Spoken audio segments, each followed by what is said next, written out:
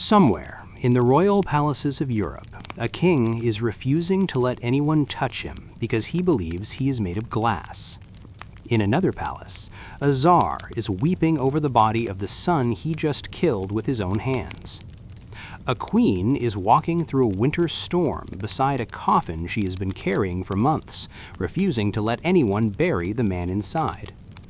A sultan has just ordered the deaths of 280 women in a single night because he could not figure out which one had betrayed him. A Roman emperor is standing on a beach, ordering his soldiers to stab the ocean with their swords and declaring victory over the sea. These were not villains from fiction. These were not characters someone invented to make a point.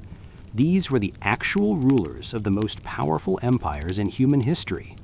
These were the people who signed the documents, commanded the armies, and decided the fates of millions of ordinary human beings who had no choice in the matter.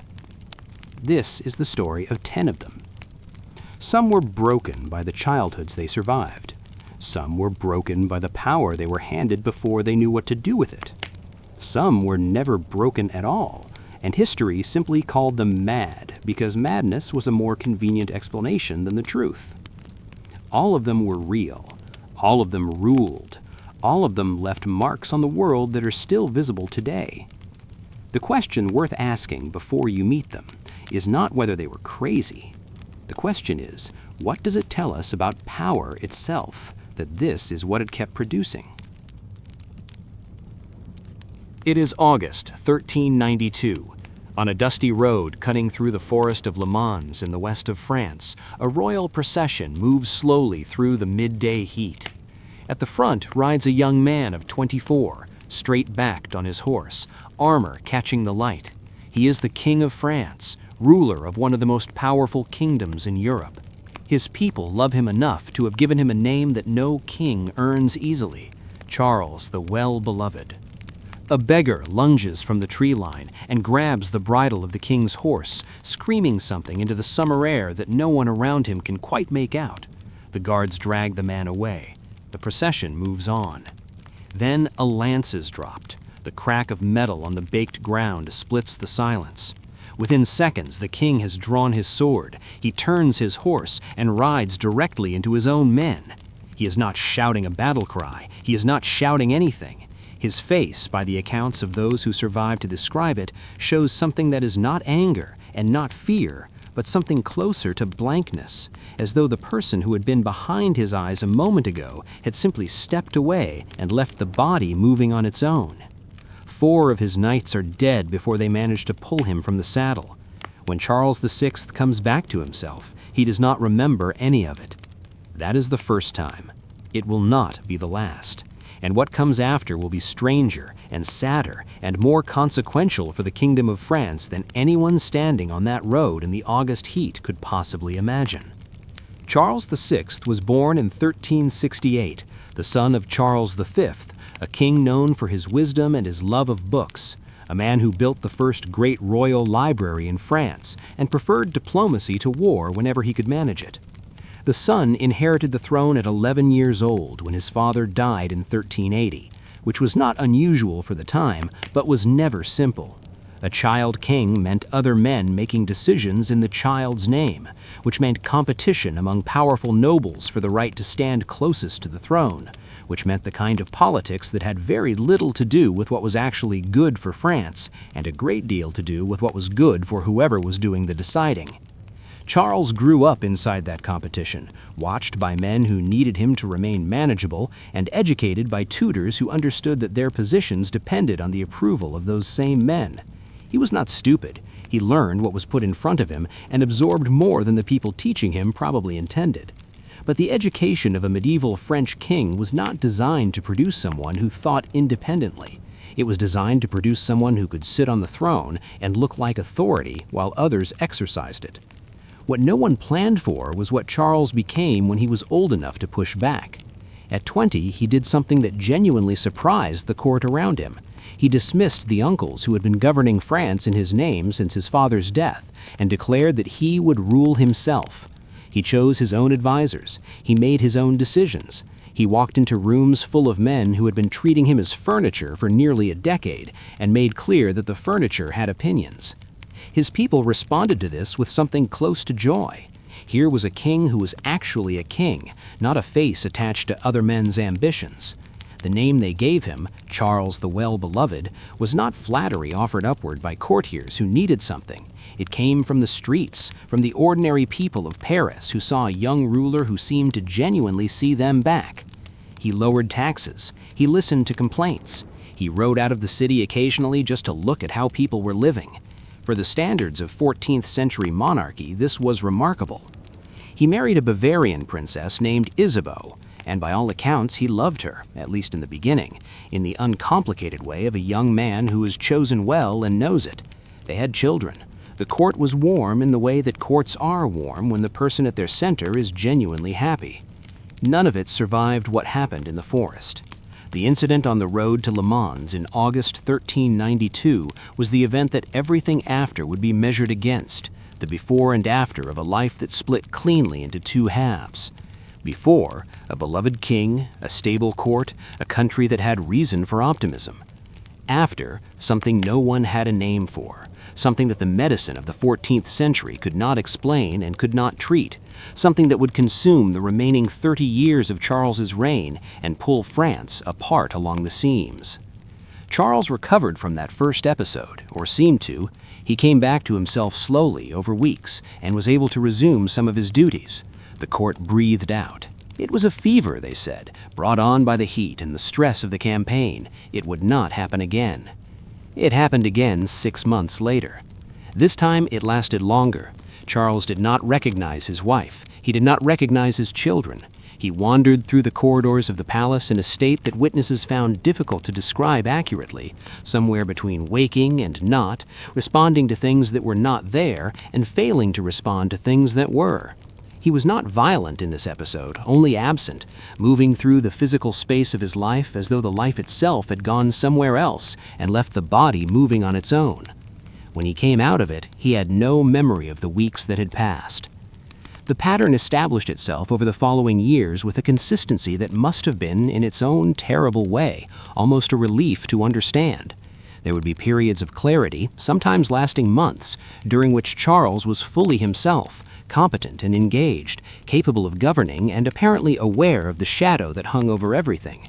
Then the shadow would descend, the clarity would dissolve, and wherever Charles went during those periods, no one who loved him could follow. It was during one of the longer dark periods, sometime in the 1990s, that the belief appeared which would follow Charles for the rest of his reign and give history its most lasting image of him.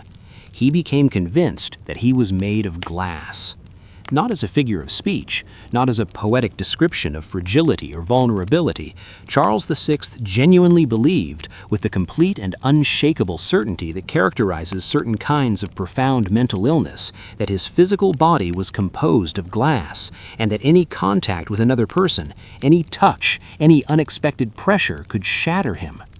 The court adapted to this belief in the way that courts adapt to whatever the person at their center requires, because the alternative is not an option. Servants learned to move around him with extreme care, announcing themselves before entering rooms, keeping their hands visible, approaching only when acknowledged. The physicians who attended him attempted various treatments, none of which helped, because none of them had any framework for understanding what they were actually dealing with. He stopped bathing because water might damage glass. He stopped changing his clothes because the process of changing required contact he could not tolerate. The palace that had been warm and orderly during his years of health became a place governed by the requirements of a single terrible belief. Everyone moving carefully, speaking softly, doing nothing that might cause the king to fracture. The practical problem of iron bars was solved by having them sewn into his clothing, a kind of hidden structure that the tailors constructed as a precaution against the impact he feared. He wore these reinforced garments for months without removing them. What the people around him understood, and what must have made it more painful to witness, was that Charles himself knew in his clearer moments that something was wrong with him. He spoke of his illness directly. He apologized to Isabeau. He expressed awareness that he was not the man he had been, and that the country was suffering for it. The clarity and the illness existed in the same person, taking turns, and the clarity was always eventually defeated. Power doesn't disappear when the person holding it becomes unable to hold it. It moves, it finds new hands, it settles wherever those hands are strong enough to keep it. In France, in the years after Charles's illness became established and undeniable, the power that should have been the king's distributed itself among the people closest to the throne, and those people were not unified in their vision of what France should become. The two figures who came to define this struggle were the Duke of Burgundy and the Duke of Orleans, the king's cousin and his brother, men who had their own ambitions and their own networks of allies and their own very different ideas about how France should be governed. The faction that gathered around Burgundy and the faction that gathered around Orleans began as a political competition and became something closer to a civil war, fought in the streets of Paris as much as in the corridors of the palace, marked by assassinations and reprisals, and the kind of violence that settles into a country when no one with genuine authority is available to stop it. The common people of France, who had loved Charles the Well-Beloved so sincerely in the early years of his reign, watched the kingdom fracture above their heads and paid the price in the ways that common people always pay. Taxes rose to fund the competing factions' ambitions. Harvests went unprotected when the administration that should have managed them was occupied with survival. The warmth that had defined the early court became a memory that made the present worse by comparison. Charles, in his clear periods, was aware of this. He made attempts to intervene, to assert himself between the competing factions, to be the king his people needed. Some of these attempts achieved small things. None of them held. While France was consuming itself from within, England was watching from across a narrow channel of water with the focused attention of a country that has identified an opportunity. Henry V of England came to the throne in 1413 with a combination of genuine military ability and a very clear sense of what France's disorder meant for his own ambitions. He had a claim to the French throne, thin enough by any objective measure, but made compelling by the fact that France was in no position to resist him effectively. He crossed to France in 1415 with an army and met the French forces at a place called Agincourt. The details of what happened there belong to military history, but the result was one of the most complete defeats of a larger force by a smaller one in European medieval warfare, achieved through a combination of English tactical discipline and French tactical confusion that the fractures in French leadership had made almost inevitable. Agincourt was not the end of the war, but it changed what the war was about. Henry pressed his advantage over the following years, and what had been a territorial dispute became something closer to a conquest. By 1420, the situation had deteriorated to the point where the Treaty of Troy was signed, one of the most consequential and humiliating documents in French history. Charles VI signed it. In the treaty, his own son, the Dauphin, who should have inherited the throne of France, was declared illegitimate and stripped of his succession rights. Henry V of England was declared the heir to the French crown. The kingdom that Charles had inherited at 11 and loved genuinely, the kingdom his people had trusted him to protect, was signed away in an agreement that Charles himself may not have fully understood when the quill was placed in his hand. Whether Charles was in a clear period or a dark one when he signed the Treaty of Troy is a question the historical record does not answer with certainty. In some ways, it does not matter. By 1420, the machinery of the French state had learned to function without waiting for his clarity. The people around him had long since stopped hoping for his judgment and started making decisions in his name without it. He signed what was put in front of him. He had been doing that for years. Charles VI died in October 1422 at the age of 53 in the Hôtel Saint-Paul in Paris, a palace that had effectively become a holding space for a king who no longer governed. Henry V of England, the man designated as his heir by the Treaty of Troy, had died 2 months earlier, at 35, from dysentery while on campaign in France. The political structure that the treaty had created, in which England and France would eventually be united under a single crown, collapsed almost immediately upon the deaths of the two kings it depended on. What followed in France was a decade of continued war, continued suffering, and eventually the emergence of a figure who would come to represent French resistance in a way that no political calculation had produced and no military strategy had planned. A teenage girl from a village in Lorraine who said that voices had told her to go to the Dauphin, the son that Charles had signed away, and help him reclaim his throne. That story is separate from Charles's, though it grew directly from the ruins his illness and its consequences had created. The Dauphin she helped became Charles VII, and Charles VII eventually pushed the English out of France, and France eventually became France again. All of that happened after Charles VI was in the ground. He was buried in Saint-Denis, the traditional resting place of French kings, beside monarchs who had governed their kingdoms and left them more or less intact. The ceremony was appropriate to his station. The mourners said the words that are said. The glass delusion, as historians of medicine have come to call it, was not unique to Charles VI. Records survive of dozens of people across Europe during the medieval and Renaissance periods who believed with the same certainty Charles believed it that their bodies were made of glass or ceramic or some other fragile material. A French nobleman who refused to sit down for years because he was convinced his glass buttocks would shatter. A scholar who would not go outside in rain because he thought he would dissolve.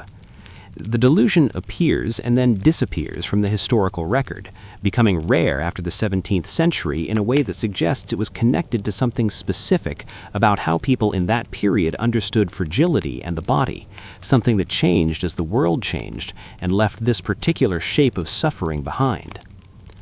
Charles was the most famous sufferer because he was the most powerful, and because the consequences of his illness extended so far beyond his own life. His personal tragedy became a national one, then a continental one, then a historical one that people are still writing about 6 centuries later. What the story of Charles VI leaves behind, beyond the historical drama and the military campaigns and the political wreckage, is something simpler and harder to dismiss. A young man who loved his city and his people, who threw off the control of the men who had used him as furniture and tried to be a real king, who was described by the people who knew him before 1392 as genuinely good, was destroyed by something that lived inside his own head, something that no one around him could reach or treat or stop. The medicine of his time had nothing for him. The faith of his time had nothing for him.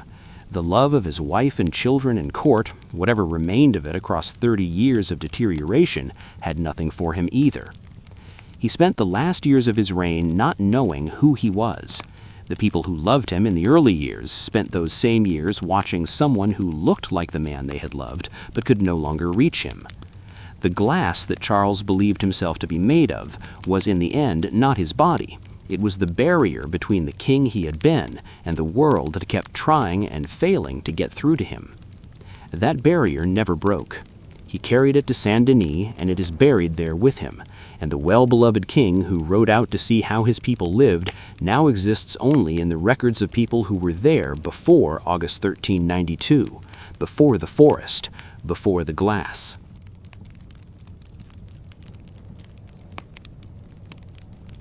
It is the autumn of 1581.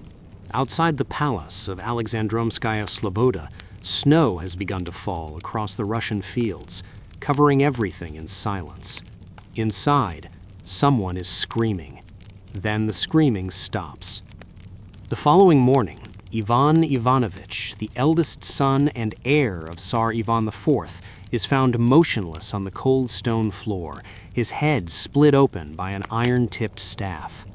The man who struck the blow was not an assassin, not a political enemy, not the product of any court conspiracy. It was his own father.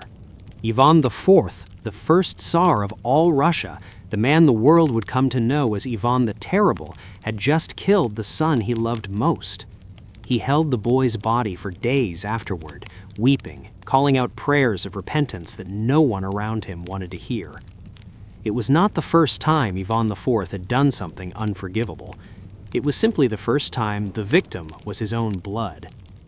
To understand why Ivan IV became the man he became, you have to know what his childhood was. Ivan was born in 1530, the son of Grand Prince Vasily III of Moscow. That sounds fortunate. The reality was the opposite in almost every way. His father died when Ivan was 3 years old. His mother, the one person who protected the boy, died when he was 8, most likely poisoned by the noble families competing for control of the court. After that, Ivan was alone. He grew up inside the Moscow palace like an expensive piece of furniture, kept alive because of his title, but ignored in every practical sense. Powerful noble families took turns controlling the court, fighting over influence, and treating the young Tsar as though he were not in the room. People who knew him in those years later described days when Ivan did not have decent food to eat, when his clothes were worn through and no one replaced them, while the nobles around him ate at banquets and dressed in silk within his direct line of sight. Ivan watched. Ivan remembered. He learned to be afraid before he learned to rule. At 13, he ordered a nobleman he particularly hated thrown to a pack of hunting dogs. That was the first time Ivan IV used power in the way he understood it. No one had ever shown him there was another way. Strangely, Ivan IV was not always the figure of terror that history tends to remember. In the early years of his reign, he accomplished things that even the harshest historians have had to acknowledge as genuinely impressive. He overhauled the legal system, producing a unified code of law that applied consistently across the entire country instead of leaving each region to manage its own version of justice. He established an advisory council of talented people and actually listened to them, which was not something Russian rulers had made a habit of doing. He expanded Russian territory eastward, conquering Kazan and Astrakhan, laying the foundation for an empire that would last centuries beyond him. He was also the person who brought the printing press to Russia, opening up the written word to people who had never had access to it before.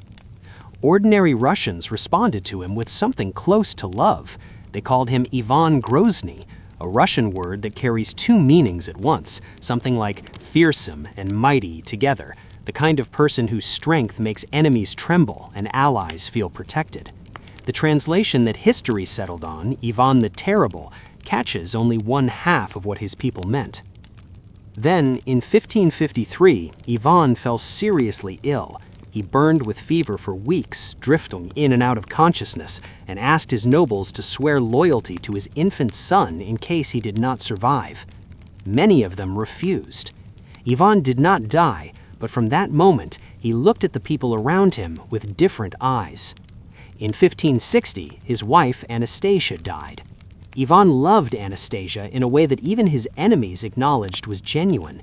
She was the one person who could calm him during the rages that had always been part of his character, the one person he trusted without reservation. When she was gone, something that had been holding Ivan together went with her. He wept at her funeral until attendants had to lead him out of the church. Then he reached his own conclusion. Anastasia had been poisoned. The noble families had killed his wife. Modern science examined Anastasia's remains centuries later and found abnormally high levels of mercury and lead in her body. She may genuinely have been poisoned slowly over time. The levels may also reflect the medicines of the era, which regularly contained heavy metals. No one can say with certainty. Ivan was certain. From that point on, the line in his mind between people who were safe and people who were dangerous began to dissolve. He started seeing conspiracies everywhere he looked. When his closest advisor, Andrei Kurbsky, fled to Poland in 1564 and began writing letters condemning Ivan to foreign courts, it confirmed what he had already decided. No one could be trusted. Not anyone. Not ever. In 1565, Ivan IV did something that had no precedent in Russian history and very little precedent anywhere in the world at that time. He created the Oprichnina. This was a private force loyal exclusively to him personally, operating outside every law and institution that governed everyone else. They rode black horses, wore black clothing, and carried two objects hanging from their saddles, a dog's head and a broom. The meaning was explicit. They sniffed out traitors and swept them from the land. Thousands joined, drawn largely from the desperate and the violent, men who had grievances against the nobility and nothing to lose. Ivan gave them power that was effectively unlimited. They could arrest anyone, seize anyone's land, kill anyone, as long as they named their target a traitor to the Tsar. The accusation was the verdict. Russia descended into something that had no clean name in the language of the time. Noble families that had existed for generations were wiped out within days. People under torture named others to make the pain stop, and those people were then tortured to name more, an unending chain of accusation and death. The property of anyone condemned passed automatically to the Oprichnina. The peak of it came in January 1570. Someone told Ivan that the city of Novgorod, one of the wealthiest and most historic cities in Russia, was planning to defect to Poland. Ivan did not send investigators. He did not examine evidence. He gathered his forces and marched. For 5 consecutive weeks, the Oprichnina surrounded and systematically destroyed Novgorod. People were bound and thrown into the frozen Volkhov River. Those who surfaced were pushed back under with poles. The villages surrounding the city were burned, livestock was killed, grain stores were lighted selt, buildings were pulled down, specifically to ensure that anyone who survived the immediate violence would not survive the winter that followed. The death toll has been estimated at anywhere between 15,000 and 60,000 people. No precise count was ever made because there were not enough survivors to count. When Ivan returned to Moscow, he organized a celebration. By the autumn of 1581, Ivan was 51 years old, though he looked considerably older. Years of violence, paranoia, and a way of living that never included rest had aged him past his years. His hair had almost entirely fallen out, his back was bent, his eyes had sunk deep into his face. People who saw him during this period wrote that he resembled a man of 70 rather than 50. That day, he came across his daughter-in-law, the wife of Ivan Ivanovich, sitting in her room in clothing he considered inappropriate, too thin, unworthy of a royal woman. He struck her. His son heard his wife cry out and ran in to intervene. Father and son argued. Their voices carried through the palace. Then Ivan IV raised the iron-tipped staff. He may have intended only one blow. That is perhaps what he believed in the moment he raised his arm. But Ivan's rages had no stopping points, and this one did not either. The staff came down on Ivan Ivanovich's head, and his son fell. Ivan stood over the body of his son lying in a spreading pool of blood. Then he knelt down, gathered the bloodied head into his arms, and wept in a way that people who witnessed it said they had never seen him weep before. Ivan Ivanovich survived a few days before he died. Centuries after Ivan IV died in 1584, Russian scientists opened his tomb to study what remained. What they found stopped them. The concentration of mercury in his bones was 150 times more than normal. Arsenic levels were also significantly elevated. Both of these substances were commonly used in the medicines of the medieval period, particularly in treatments for syphilis and the joint pain that Ivan frequently suffered from. Chronic mercury poisoning, sustained over many years, produces a very specific set of effects in the human body. Sleeplessness, trembling hands, paranoia that worsens steadily over time, rages that cannot be controlled, the gradual loss of the ability to judge situations clearly or weigh consequences before acting. In other words, the medicines that Ivan's doctors were using to treat him may have been day by day and year by year, destroying the parts of his brain that allowed him to be the man he had been in his earlier years, and replacing that man with the one who burned cities and killed his own son with a staff. That doesn't undo what he did. The tens of thousands who died under his orders do not come back to life because the man who gave those orders was being slowly poisoned. But it raises a question that the historical record does not answer cleanly. Between Ivan the Terrible of the later years and the capable, reform-minded ruler of the early reign, which one was the real Ivan, and which one was the poison speaking? History records what happened.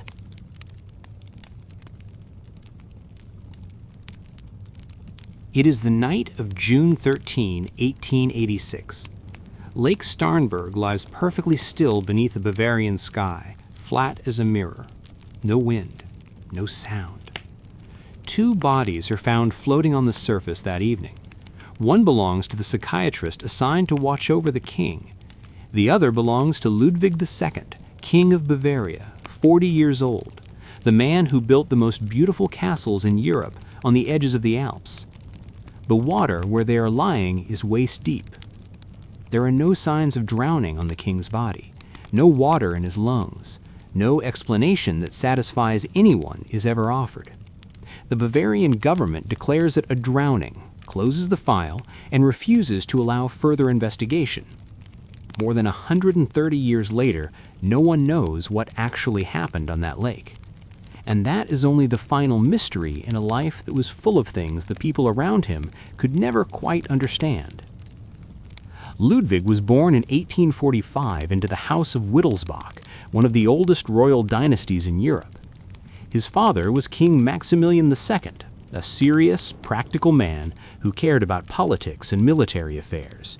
His mother was Queen Marie, a woman described by people who knew her as so emotionally contained that she rarely embraced her own children. From the beginning, Ludwig was clearly unlike anyone else in his family.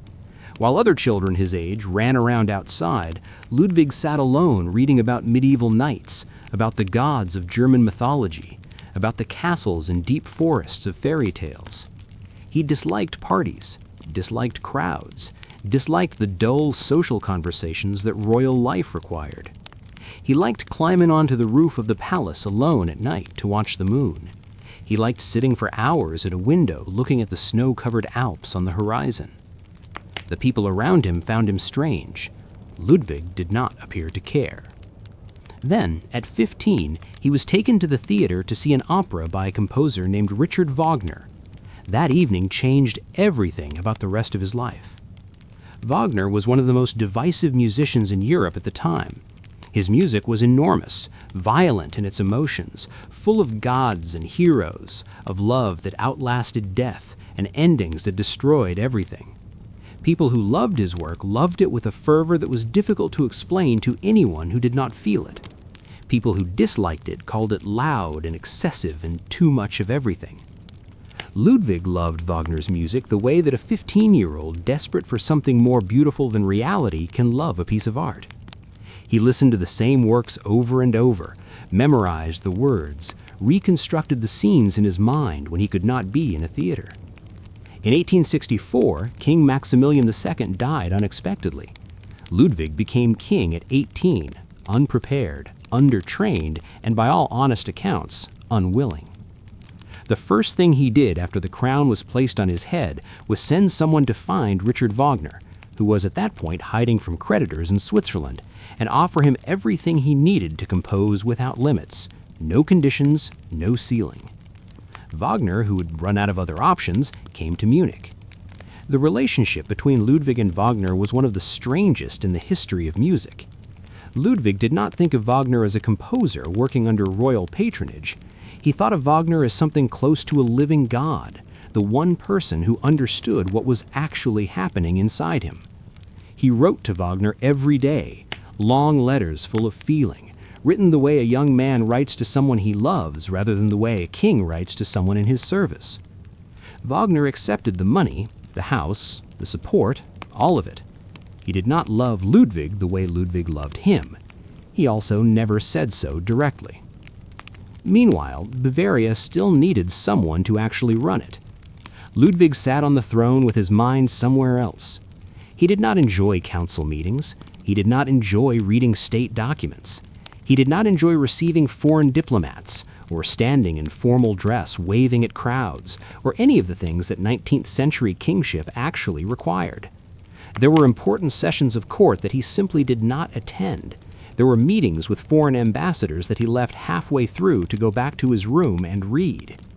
The ministers of the Bavarian government learned to manage the country without waiting for their king, because their king was somewhere up in the mountains, alone, looking out over a dark valley. He reversed his entire schedule from what normal life looked like. He slept during the day and stayed awake through the night. He ate alone in large rooms with all the lights extinguished except for a few candles. He instructed his kitchen staff to serve meals as though a full table of guests were present, though the only person sitting down was himself. Sometimes he ordered painted backdrops of forests and streams to be set up around the dining table so that while he ate, he could feel as though he were sitting outside in nature rather than inside a cold stone palace. The servants carried out these instructions without asking why. That was the job. There was one thing Ludwig wanted more than anything else in his life.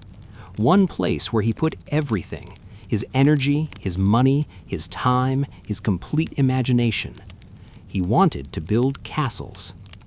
Not ordinary castles, not the flat, practical buildings that European kings of the 19th century typically constructed.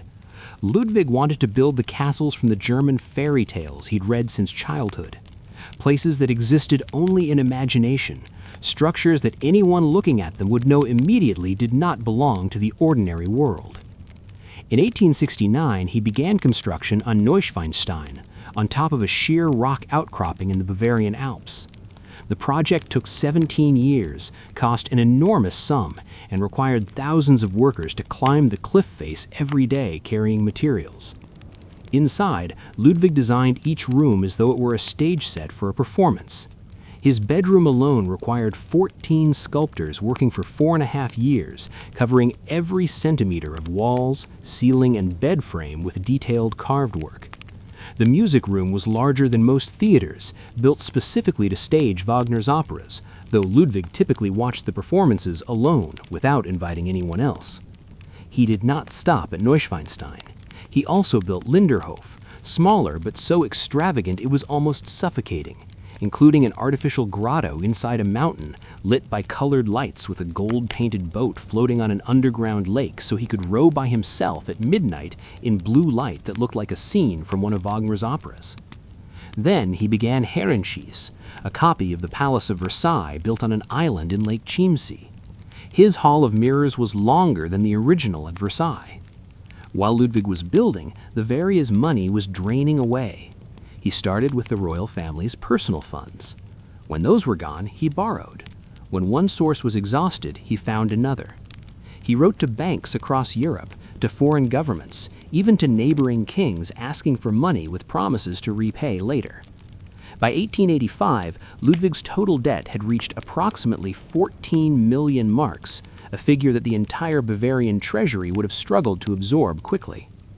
The government ministers began to worry, not because they had any particular feelings about the castles in the mountains, but because if the king continued borrowing at this rate, creditors would eventually arrive in Munich demanding seizure of royal assets, producing a diplomatic scandal that could not be managed quietly. Something needed to be done about Ludwig. The difficulty was that Ludwig was the king. You could not simply walk into his rooms and tell him to stop. A different kind of reason was needed, a different name for the problem. They turned to medicine. In June 1886, a panel of 4 psychiatrists in Munich convened and concluded that Ludwig II was severely mentally ill and no longer capable of governing the country. Not one of the 4 doctors had ever met Ludwig during the process that produced this conclusion. They had not examined him. They had not spoken with him. They had read reports provided by the ministers about his reversed sleeping schedule, his solitary meals, his expensive building projects, his refusal to receive visitors, and his occasional rudeness to servants. Based on those reports, they signed a document declaring the king insane. On June 10, 1886, a government delegation arrived at Neuschwanstein to take Ludwig back to Munich. He refused to go. He shouted at them, called them traitors, ordered his guards to arrest them. His guards, who were loyal to him, actually held the delegation for several hours. Eventually, a second delegation arrived with larger numbers. Ludwig was taken to Burg Castle on the shore of Lake Starnberg. He was already a former king, though no one had said so to his face. On June 13th, just 3 days after being brought to Berg, Ludwig asked the doctor supervising him, a man named Gudden, for permission to take an evening walk along the lake. Gudden agreed. The two of them went out together, without attendants. They never came back. Both bodies were found on the lake surface hours later. Gudden showed signs of having been choked and struck. Ludwig, as noted, was lying where the water reached only to a man's waist, with no water in his lungs, no indication of ordinary drowning. The Bavarian government announced it as a suicide. Ludwig had tried to escape, Gudden had tried to stop him. Ludwig had killed Gudden and then drowned himself. Nobody believed this entirely. Ludwig was a strong swimmer. The water where he was found was too shallow to drown in. A man who had just been illegally deposed, declared insane without examination, and stripped of everything he had, was a man with a considerable number of enemies who would have benefited from his permanent disappearance. No certain answer has ever been established. Today, Neuschwanstein is one of the most visited places on Earth. Millions of people each year climb the path that leads up to it, photograph its towers rising into the clouds, stand at its windows looking down at the green valley below. Most of them do not know that Ludwig lived in this castle for only 172 days before he was taken away. He spent 17 years building it. He was allowed to stay for less than 6 months.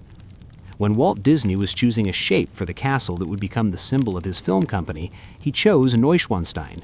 The dream castle, built by a man the world called mad, became the visual centerpiece of the most famous promise in cinema history, the place where dreams come true.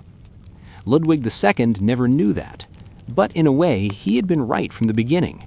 The world he built out of stone and imagination, the world that his contemporaries called wasteful and delusional, outlasted every single person who ever judged him for building it. The right question, perhaps, is not whether Ludwig was mad. The right question is, who actually understood, in the end, what lasts?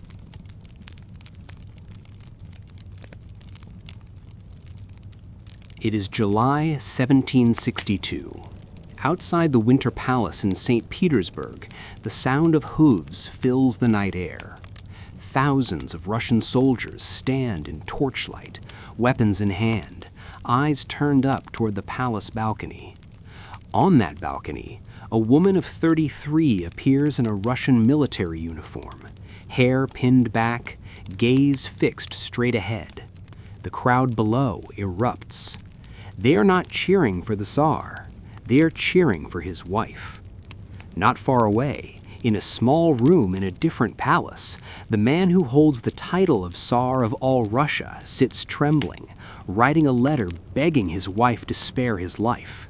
He asks to be allowed to go home to Germany. He asks to bring his beloved dog and his violin. He asks to bring his mistress. He does not ask to keep Russia, because the truth is, he never really wanted Russia in the first place. This is the end of the shortest and strangest reign in Russian history, the reign of Peter III, who was Tsar for 186 days. Karl Peter Ulrich, the man who would become Peter III, was born in 1728 in the city of Kiel, in the Duchy of Holstein in what is now northern Germany. From the beginning, his life was a sequence of misfortunes arriving one after another without pause. His mother, Princess Anna of Russia, died 3 months after he was born. His father, the Duke of Holstein, expressed love for his son in the way that 18th century men tended to express love for sons, by filling the boy's head with military lessons before he was tall enough to hold a weapon. His father was obsessed with the Prussian army, with the discipline of the parade ground, with Frederick II of Prussia, the king that later generations would call Frederick the Great. Everything in their household revolved around Prussia and the Prussian way of doing things. Karl Peter absorbed that obsession into every part of himself before he was old enough to question it. Then his father died too when Karl Peter was 11 years old. He became an orphan, alone in the small Holstein court, with no one who genuinely cared about him beyond the tutors who were paid to teach him. Those tutors were not gifted educators. They taught with punishment and with the rod, in the way that the 18th century considered normal, and that any reasonable person today would call something harsher.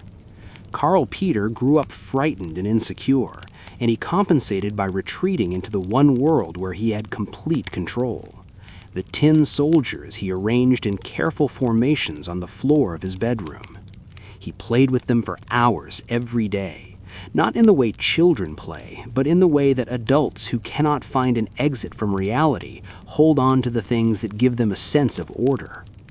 In 1741, when Karl Peter was 13 years old, a messenger arrived in Kiel from the other side of the continent with a proposal that could not be declined.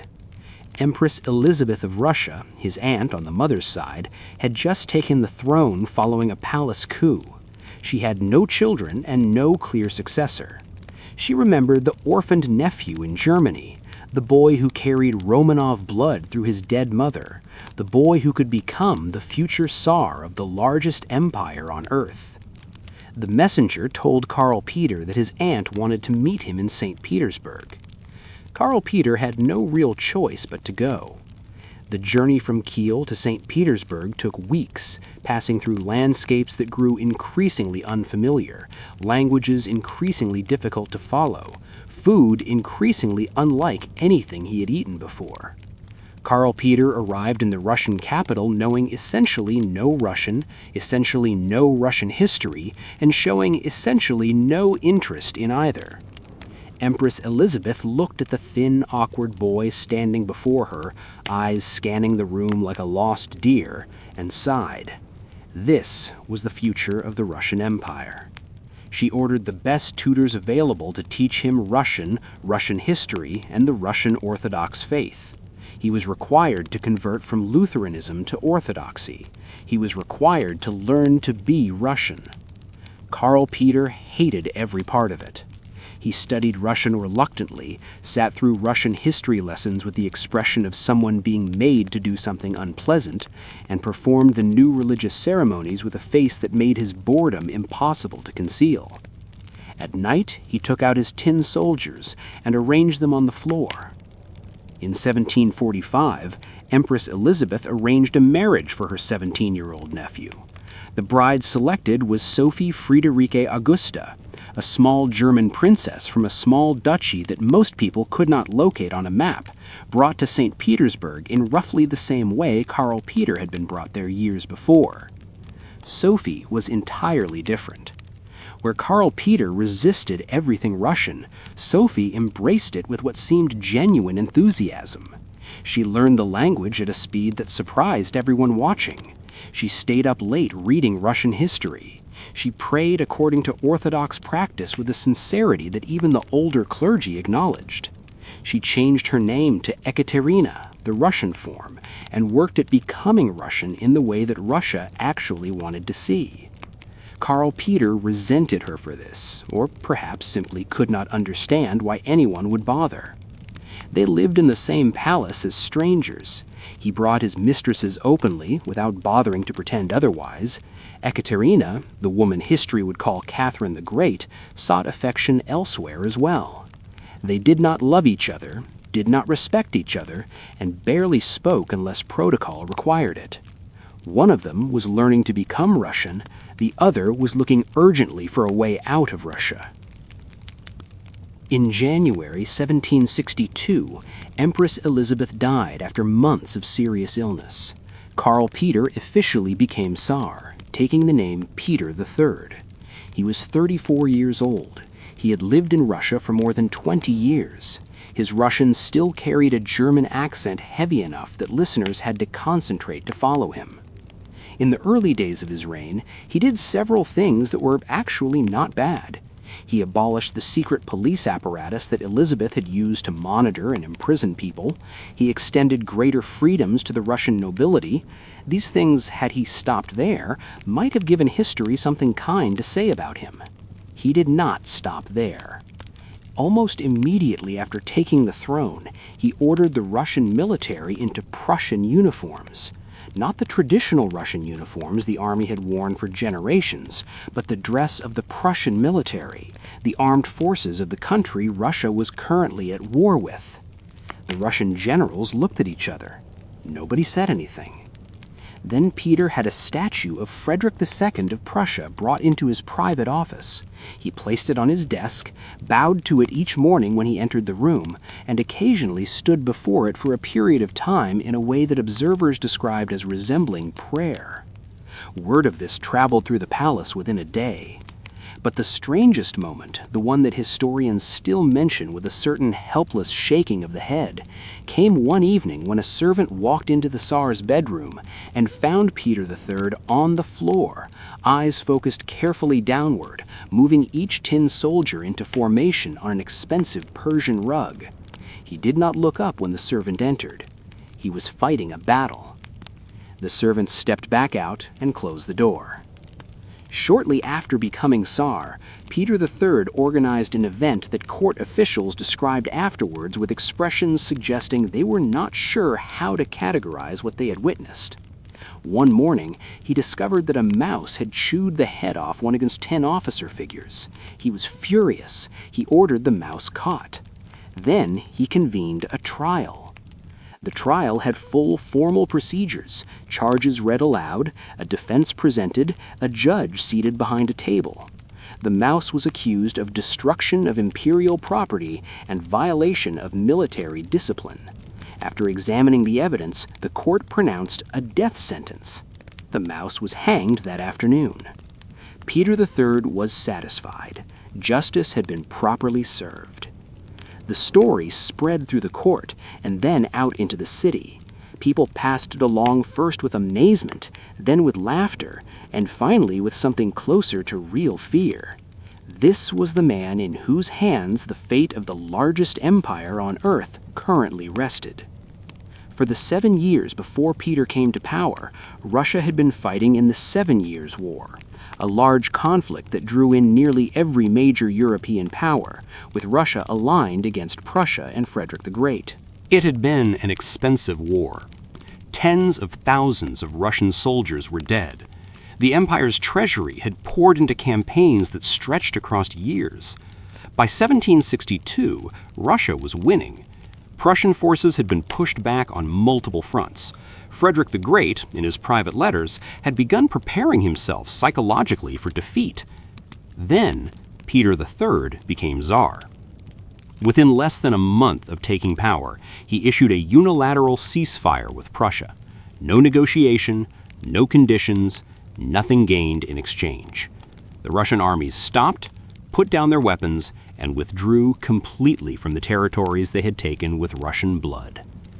Everything Russia had won across 7 years of war, Peter handed back to Frederick the Great for free because he admired the man.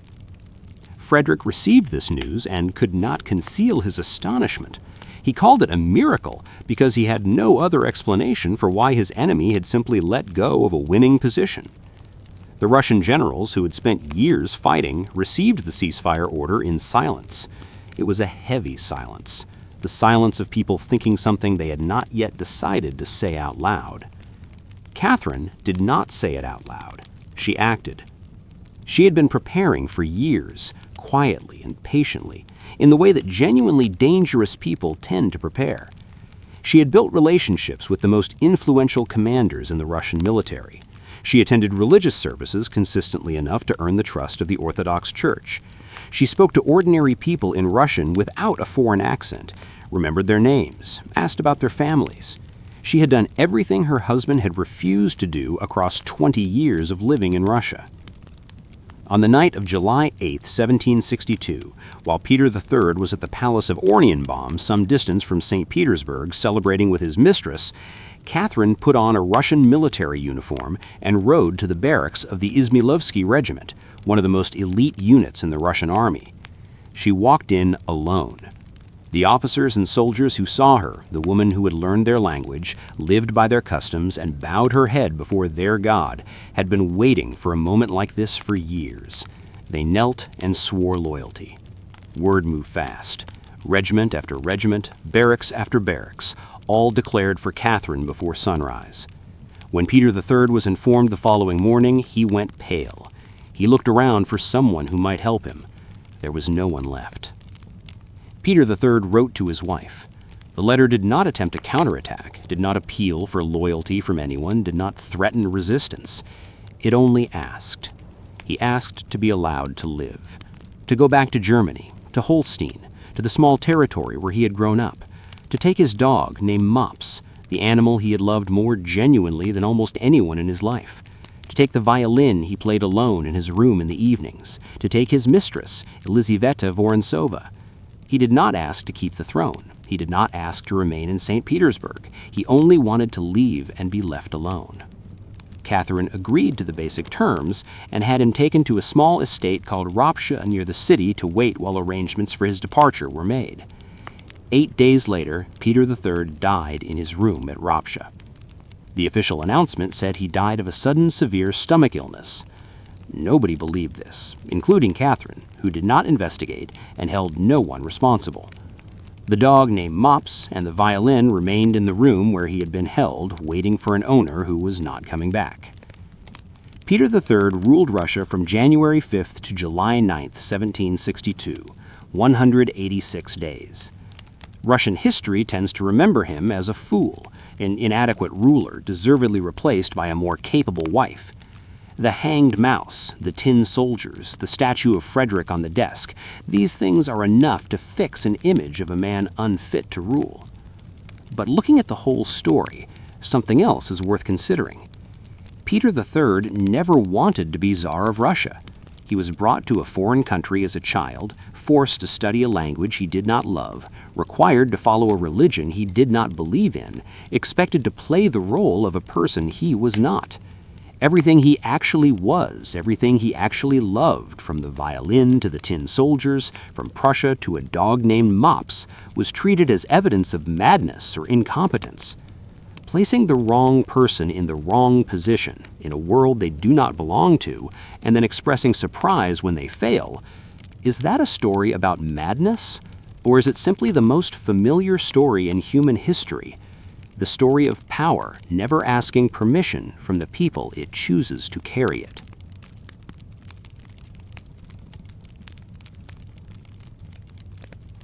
It is the year 39 A.D. On the coast where the European mainland looks across to the white cliffs of Britain, a large Roman army stands in silence under the open sky. Tens of thousands of soldiers, men who had defeated enemies on battlefields stretching from North Africa to the Rhine, stand looking out at the water with expressions no one can read. In front of them is the open sea. Behind them is their emperor, seated on a campaign throne in gold-plated armor, gazing toward the horizon with the look of a man preparing to do something extraordinary. Then the order comes down. Not the order to invade Britain, not the order to board ships. The order is, collect seashells. The entire Roman army, weapons still in hand, bends down to the shoreline and fills their helmets with shells. These are your spoils of war, the emperor announces. You have just defeated the sea god Neptune. Nobody laughs. Nobody dares. Because the man who gave that order is Gaius Julius Caesar Augustus Germanicus, known to the world as Caligula, and people who laughed in front of him tended not to get a second opportunity. Caligula was born in 12 A.D., the son of Germanicus, the most beloved general in Rome at the time. His father was handsome, talented, worshipped by his soldiers, and so popular with the Roman public that the reigning emperor Tiberius could not conceal his jealousy. From early childhood, Caligula followed his father through the military camps along the empire's northern frontier. The soldiers liked the mischievous, laughing boy who showed no fear of camp noise. They had a miniature uniform made for him, including the heavy-soled infantry boots called caligae. The boy ran around the camp in those boots, and the soldiers began calling him by an affectionate nickname, Caligula, meaning little boots. He liked the name. He had no way of knowing it would become the name by which one of the most feared rulers in human history would be remembered. When Caligula was 8, his father died in Syria, under circumstances that many people believe involved poisoning on Tiberius's orders. His mother was arrested and died in prison after years of deliberate neglect. His 2 older brothers were eliminated one after the other, both declared threats to Tiberius and disposed of accordingly. Caligula learned the first and most important lesson of his life: survive by never letting anyone know what you are actually thinking. Caligula spent his youth under the shadow of Tiberius, the aging emperor who had killed or imprisoned nearly everyone he loved.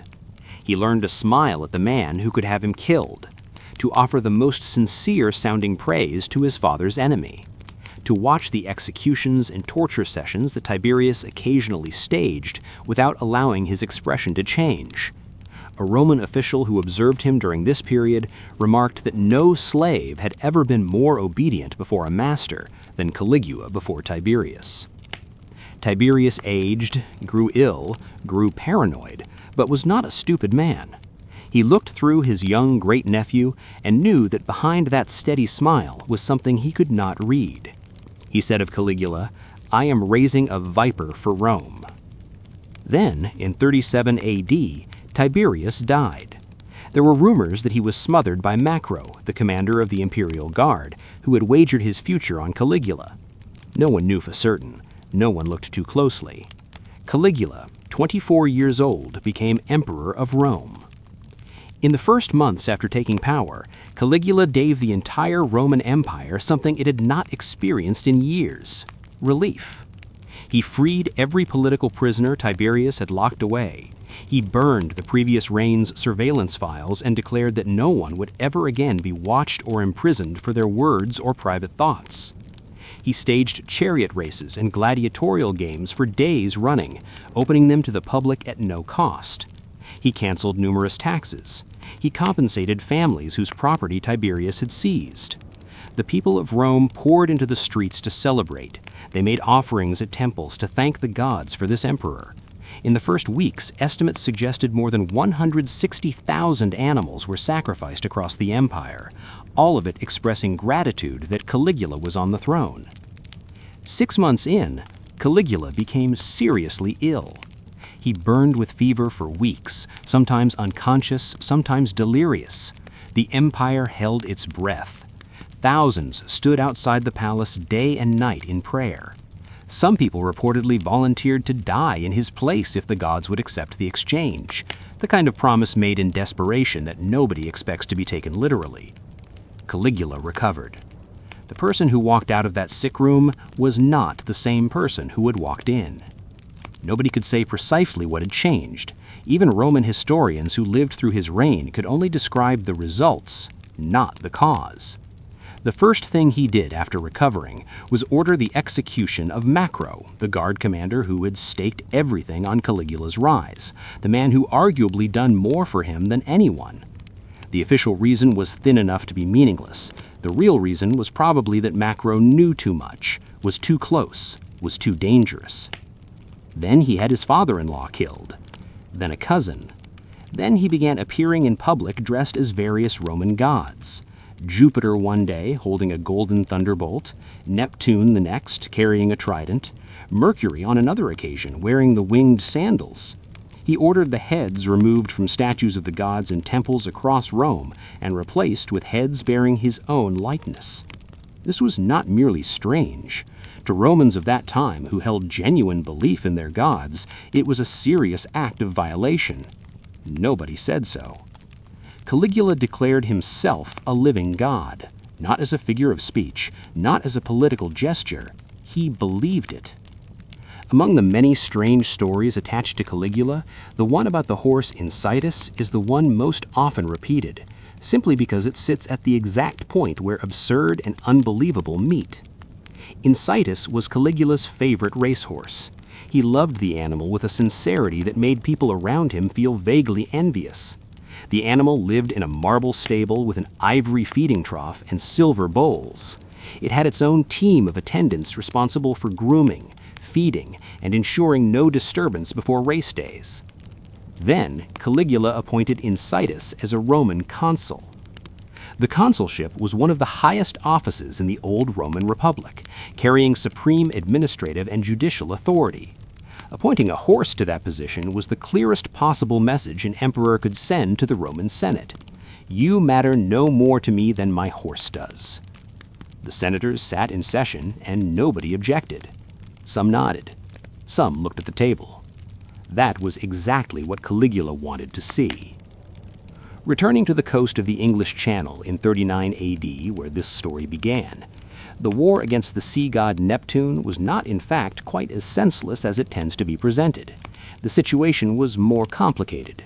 Caligula had marched his army to Gaul, present-day France, with the genuine intention of crossing to Britain, a goal Julius Caesar had attempted and not fully completed nearly 100 years earlier. This was a legitimate military ambition, something any Roman emperor would have wanted to achieve. But when the army reached the coast, something went wrong. Some historians believe the soldiers refused to board the ships, since Roman infantry had a well-documented fear of sea crossings. Others suggest Caligula received word of a conspiracy within his own ranks and lost his composure. Nobody knows for certain. What is certain is that instead of invading Britain, Caligula declared war on Neptune. He ordered soldiers to shoot arrows into the waves, hurl javelins into the surf, shout challenges at the sea. Then came the order to collect shells as spoils, and then the army marched home. Back in Rome, he staged a triumph to celebrate the victory. The shells were paraded through the streets of the capital city in golden urns. The 4 years of Caligula's reign were 4 years in which the Roman nobility and officialdom learned to exist in a state of continuous, low-level dread. He would invite senators to dinner and then suddenly burst out laughing in the middle of the meal. When asked why, he would say he had just realized he could order all of them beheaded right now. Then he would return to eating as though nothing had happened. He forced senior officials to run alongside his carriage for miles in full formal dress on hot days, until they collapsed from exhaustion. Those who collapsed were allowed to stop. Those who complained were punished. He had a habit of pointing at someone at a dinner party and asking, "Why don't you just die?" The question was not always only a question. What killed him in the end was not this public behavior. What killed him was the same thing that had kept him alive under Tiberius. He knew too much about the people around him, and they knew that he knew. January 24, 31 AD. Caligula is walking through a palace corridor on his way to watch a performance by a theater company from Greece. A group of officers from the imperial guard blocks him. Leading them is Cassius Chaerea, a man Caligula had repeatedly mocked in public for a voice the emperor considered insufficiently masculine, a man who'd been given humiliating watchwords like Venus and Princess whenever he requested the daily password. Chaerea strikes first. The others follow. By the accounts that survived, Caligula is stabbed 30 times. He dies at 28 after nearly 4 years of rule. His body is buried quickly in a shallow grave. Later, when things have settled, his family arranges a proper burial. His wife is killed the same day. His daughter, still a small child, is killed by having her head dashed against a wall. The Roman Senate, the body that had sat quietly while a horse was appointed to high office, votes the following day to erase Caligula's name from all official state records. They do it with the speed of people who have been waiting a long time for permission. More than 2,000 years after his death, Caligula remains the name that means mad with power. He appears in textbooks, in films, in arguments about what absolute authority does to human beings. There is a problem, though, with most of what we think we know about him. Every major source that describes Caligula was written by members of the Roman senatorial and noble class, precisely the people he had insulted, humiliated, and occasionally killed. Those people had very good reasons to paint him as darkly as possible. That does not mean he did not do terrible things. He clearly killed people. He clearly abused his power. Something clearly went wrong after that illness, whether it was genuine mental illness, brain damage from a prolonged high fever, or simply the effect of absolute power on a young man with no one capable of telling him no. But the horse consul may have been deliberate political mockery of a Senate he considered useless, not evidence of a broken mind. The war on the sea may have been a calculated performance for troops who needed something to report after a failed campaign, not a random episode of madness. History is written by survivors. In Caligula's case, the survivors were the people who hated him most. The truth probably sits somewhere between the generous emperor of the first 6 months and the monster that the senators described after he was dead. Both may have been real versions of the same person at different times, under conditions that no one living today can fully understand without having been there. The one thing that seems certain is this: absolute power, the kind that allows no one to say no, that no law can bind, that no consequence can reach, does what it always does to whoever holds it for too long. It destroys them. Slowly or quickly, from inside or outside, but always it destroys them.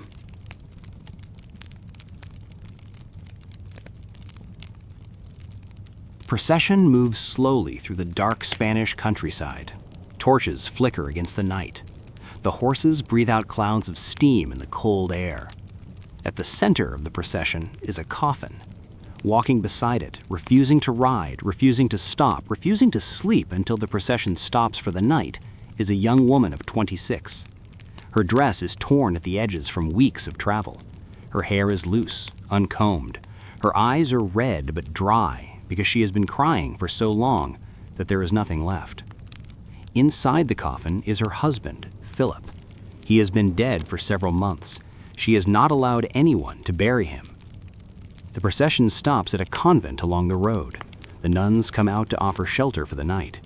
Joanna allows the coffin to be brought inside, but when she hears that the convent houses nuns, she orders it taken back outside immediately. No women, she says, are to sleep near her husband. The coffin spends the night in an open field under the winter sky. Her name is Joanna, Queen of Castile and Aragon, the rightful ruler of the most powerful kingdom in Europe. History will remember her as Juana la Loca, Joanna the Mad. But that is only one version of her story.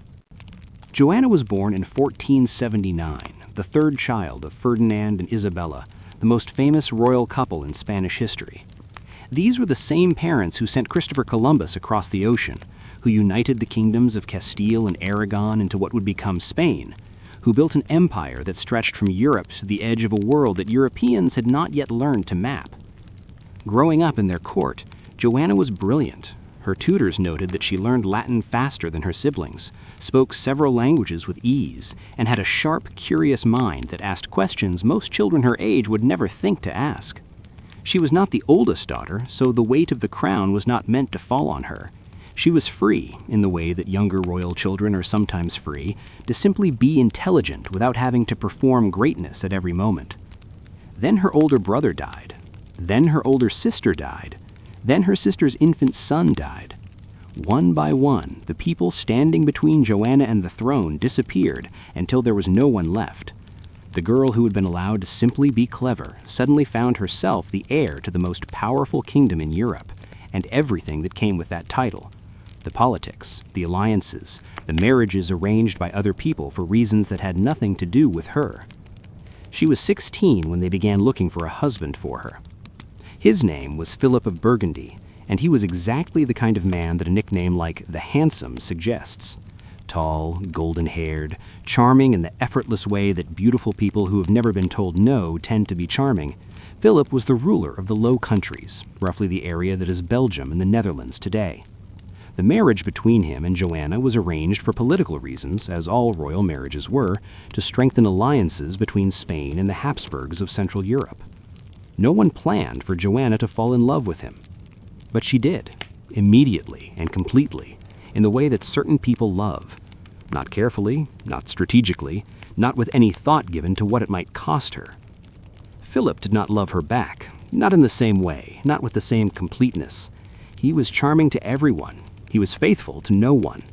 He had mistresses openly, the way powerful men of his time considered their right, and made little effort to hide them from his wife.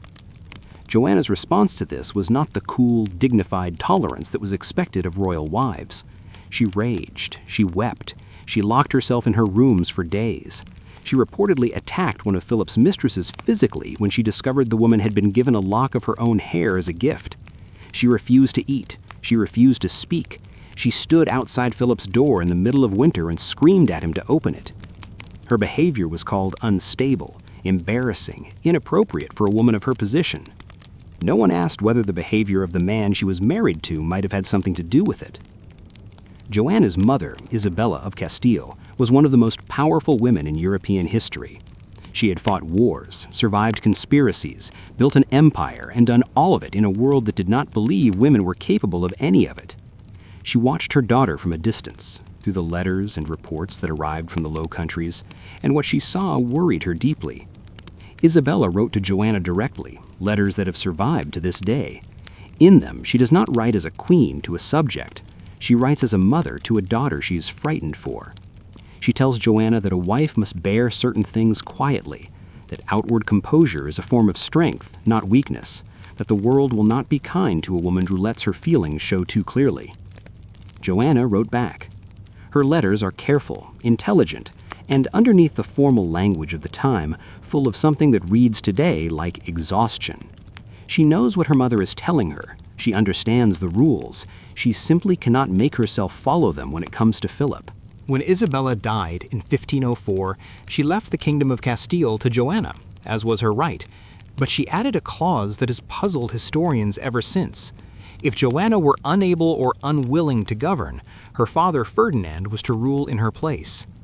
It was a small sentence that would swallow Joanna's entire life. Ferdinand of Aragon looked at that clause in his wife's will and understood immediately what it could mean for him. His daughter Joanna was not mad. Anyone who spent time with her could see that. She was emotional, she was intense, she was deeply unhappy in her marriage, but she was not incapable of governing. She read documents, understood policy, asked intelligent questions, and showed every sign of being able to rule if given the chance. But she was also inconvenient. She was in the Low Countries with a husband who was increasingly powerful and increasingly uninterested in sharing that power with his wife's family in Spain. Philip wanted to rule Castile himself through Joanna, using her as a figurehead. Ferdinand wanted to rule Castile himself through the same clause in Isabella's will, using Joanna's supposed madness as the justification. The person both men wanted to use was the same person. The thing neither man wanted was for Joanna to simply rule for herself. When Joanna and Philip arrived in Spain in 1506, the Spanish people lined the roads to cheer for her. They were her queen. They wanted her. The welcome she received was warm enough to make both Ferdinand and Philip nervous. Philip responded by ordering Joanna confined and refusing to let her meet with Spanish nobles or sign documents without his approval. He wrote letters to Ferdinand describing her behavior as increasingly irrational, using the word that both men found so useful, mad. 6 months after arriving in Spain, Philip died suddenly of typhoid fever. He was 28 years old. What happened to Joanna after Philip's death has been told and retold so many times, always with the same framing, that it is difficult now to see it clearly.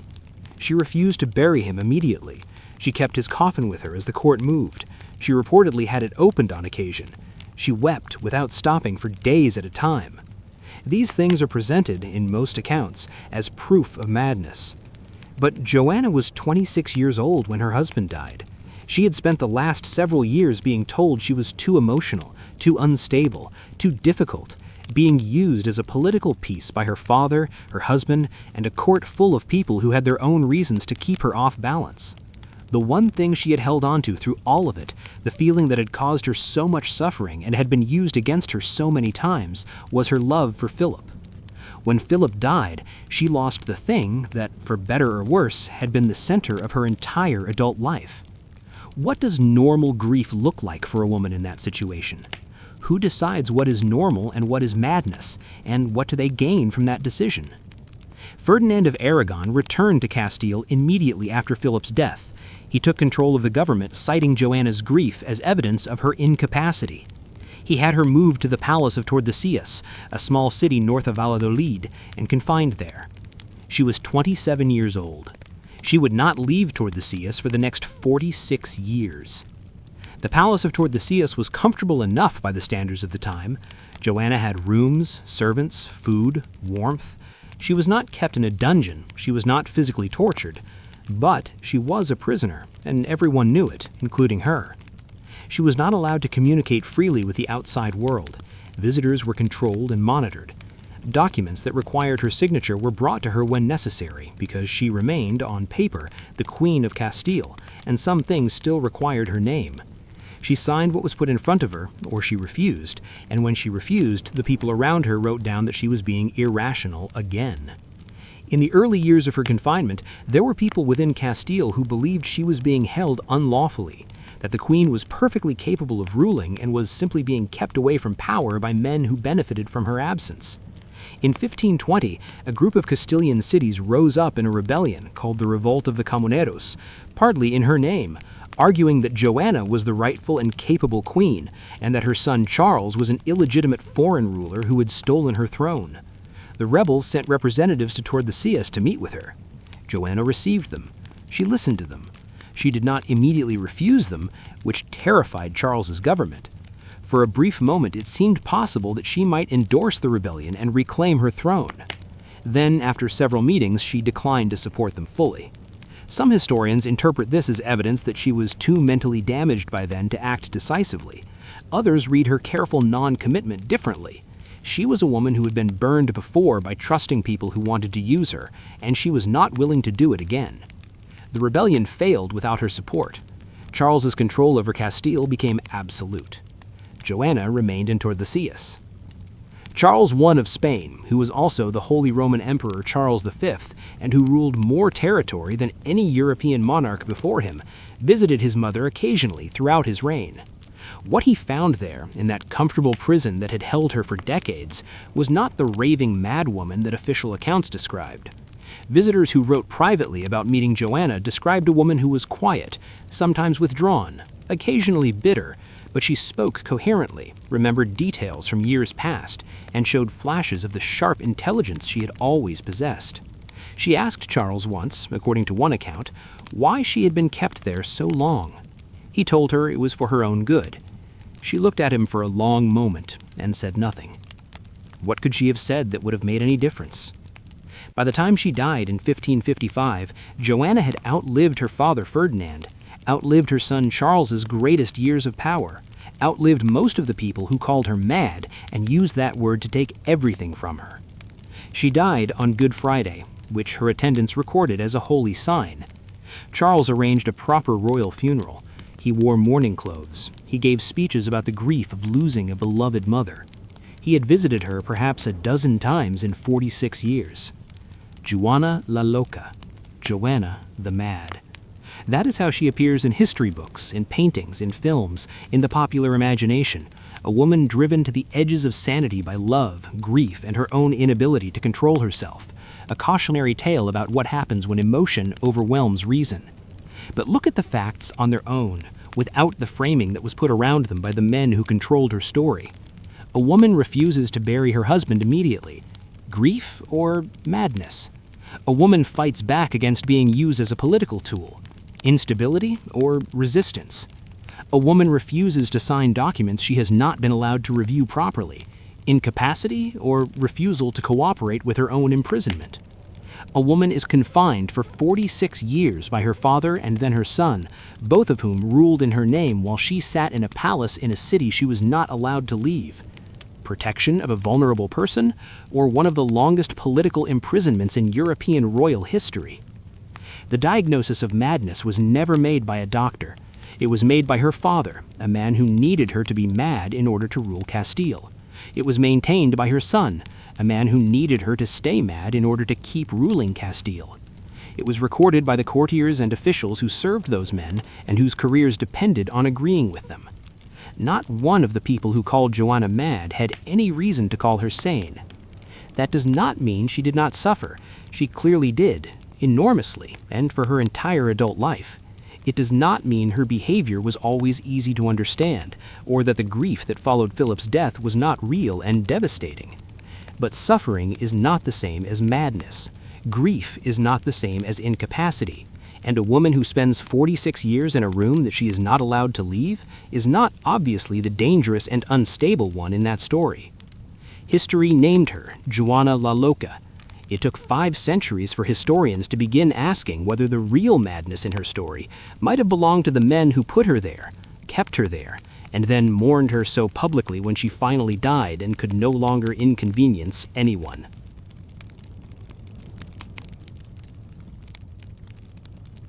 It is the night of May 24, 1567. Inside the castle of Uppsala, the most powerful fortress in Sweden, something has gone terribly wrong. The guards found them in the cells below the main hall. Nils Sture, one of the most respected noblemen in Sweden, lay dead on the stone floor. His relatives, members of the same powerful Sture family, were dead beside him. Some had been stabbed, some had been beaten. The kills were not clean, not the work of a professional executioner carrying out a sentence. They were the work of someone in a rage. The king's soldiers had done this, under the king's orders. But when the castle servants went to find the king, to report what had happened, to ask what should be done with the bodies, the king was not in his chambers. He was not in the great hall. He was not anywhere in the castle at all. Eric XIV, King of Sweden, conqueror of the nations, commander of one of the most powerful armies in northern Europe, had vanished into the forest surrounding Uppsala in the middle of the night. He was wearing peasant clothes. He would not be found for 3 days. Erik was born in 1533, the eldest son of Gustav Vasa, the king who had essentially invented modern Sweden. Gustav had broken away from Danish control, established a national church, built a functioning army and treasury, and turned a loosely connected collection of territories into something that could actually be called a country. He was also, by most accounts, exhausting to have as a father. Gustav Vasa had strong opinions about everything, expressed them loudly and at length, and expected his sons to absorb those opinions without complaint. Erik, as the eldest, bore the heaviest weight of his father's expectations. He was trained in statecraft, military tactics, languages, philosophy, music, painting, and astronomy, because Gustav believed that a king should be able to do everything and do it well. Erik met those expectations with remarkable ease, and that was almost the problem. He was genuinely gifted in ways that went beyond the training his father had arranged. He composed music that was sophisticated enough to be performed at European courts. He painted portraits that showed real skill. He spoke 6 languages fluently, read Latin with ease, and wrote poetry in Swedish at a time when most official documents were still composed in Latin or German. He was tall, physically strong, and by the accounts of people who met him in his early years, magnetic in the way that certain people are magnetic, the kind of person a room notices when they walk in. He was everything his father wanted him to be, and he knew it, and knowing it did not make him humble. When Erik took the throne in 1560, he was 27 years old, freshly confident, full of plans. His early years as king showed real ability. He reorganized the Swedish nobility into a clearer system of ranks and responsibilities, something Sweden had never had before. He pursued an aggressive foreign policy, expanding Swedish influence around the Baltic Sea. He conducted negotiations personally with foreign powers, writing in letters in their own languages, impressing diplomats who had expected a provincial Scandinavian king and found instead someone who had clearly read more history than they had. But alongside these genuine accomplishments, something else was growing. Erik was deeply interested in astrology, which in the 16th century was not considered the fringe belief it is today. Educated people across Europe genuinely believed that the positions of the planets at the time of a person's birth shaped their character and destiny, and that trained readers of the sky could predict what was coming. Erik took this further than most. He had his horoscope calculated repeatedly by different astrologers, checking the results against each other with the same seriousness that a modern person might cross-reference medical diagnoses. What the stars kept telling him was not reassuring. Saturn, the planet associated with death, difficulty, and misfortune, appeared in what astrologers considered a dangerous position in his chart. Multiple readings from multiple sources suggested the same thing. Erik XIV was at risk of a violent end, possibly at the hands of people close to him. He began to see those people everywhere. The Sture family had been powerful in Sweden for generations, long before the Vasa dynasty existed. They had produced regents, military commanders, and statesmen whose portraits hung in churches and halls across the country. They were respected, connected, wealthy, and numerous. To Erik, they were a threat. This was not entirely irrational. Noble families in 16th century Europe did sometimes conspire against their kings. History was full of examples, and Erik had read all of them. A powerful family with long roots and many connections was exactly the kind of organization that, if it chose to, could become the center of a plot against the crown. But the evidence Erik had against the Stures was thin. There were rumors, second-hand reports, letters that could be interpreted in concerning ways if you were already looking for concerning interpretations. There was nothing that would have convinced an impartial observer that the family was actively planning treason. Erik was not an impartial observer. He was a man who had been told by the stars that someone close to him wanted him dead, and the Sturs were exactly the kind of people the stars might have meant. He had several members of the family arrested in 1566 and held at the castle at Uppsala while he decided what to do with them. For months they sat in the cells below the main hall, while Erik gathered more evidence, consulted more astrologers, paced his chambers at night, and tried to determine whether the threat was real. On the night of May 24, 1567, Erik apparently decided that it was. The exact sequence of events on the night of May 24 has never been fully established, because the only witness who knew the complete truth was Erik himself, and Erik could not afterward explain clearly what he had done or why. What is known is this: Erik gave orders that resulted in Nils Sture and several members of his family being killed in their cells. Some accounts say Erik was present during the killings. Some say he gave the order and others carried it out. Some say he intervened partway through, trying to stop what he had started, and that in the confusion of that intervention, more people died than he had intended. The details matter less than what happened immediately after. Erik XIV, King of Sweden, walked out of the castle of Uppsala into the dark Swedish forest and disappeared. He was found 3 days later in a village some miles from the castle, dressed in the rough linen clothes of a farm laborer, sleeping in a barn. When the soldiers who found him brought him back, he didn't seem to fully understand where he had been or what had happened at Uppsala. He asked about Nils Sture as though the man might still be alive. When told what had happened, his reaction was not the defiant claim of a king who had made a difficult decision. It was the confusion of someone being told about events he could not properly remember. He wept. He asked to be taken to a church to pray. The servants who attended him in the days that followed wrote that he moved through the castle like a man walking through fog, responding to questions with delays that suggested the words were reaching him from somewhere far away. While Erik wandered in his fog, his younger brother, John, was watching very carefully. John, Duke of Finland, had his own reasons to pay close attention to the state of the king's mind. The two brothers had never been close.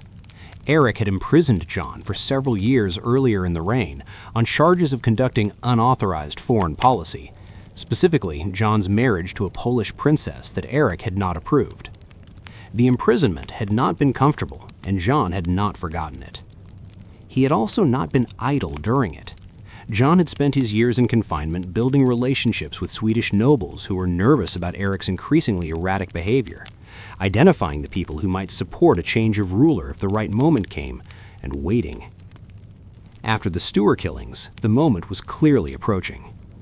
Swedish nobles who had previously been cautious about opposing the king were now openly frightened.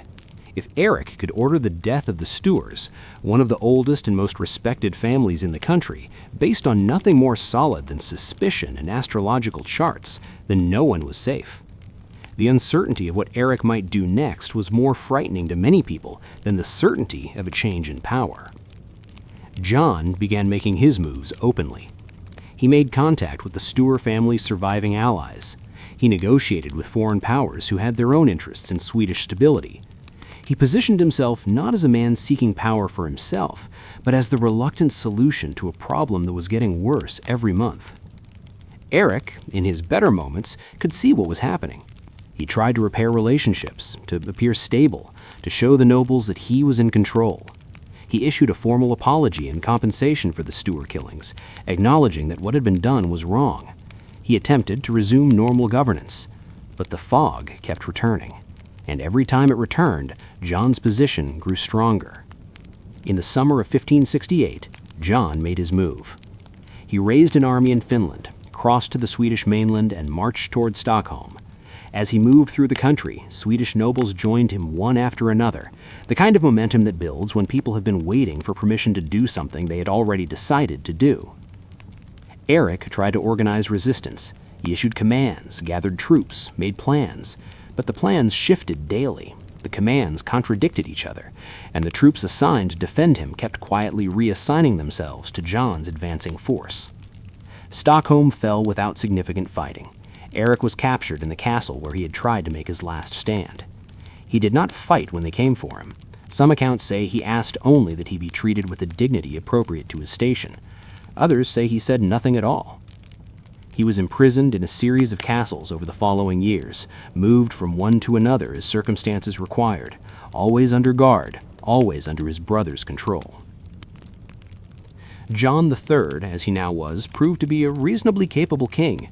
He was not Eric. He was not brilliant or charismatic or musically gifted, but he was stable, which was all Sweden needed after 8 years of wondering what the king might do next.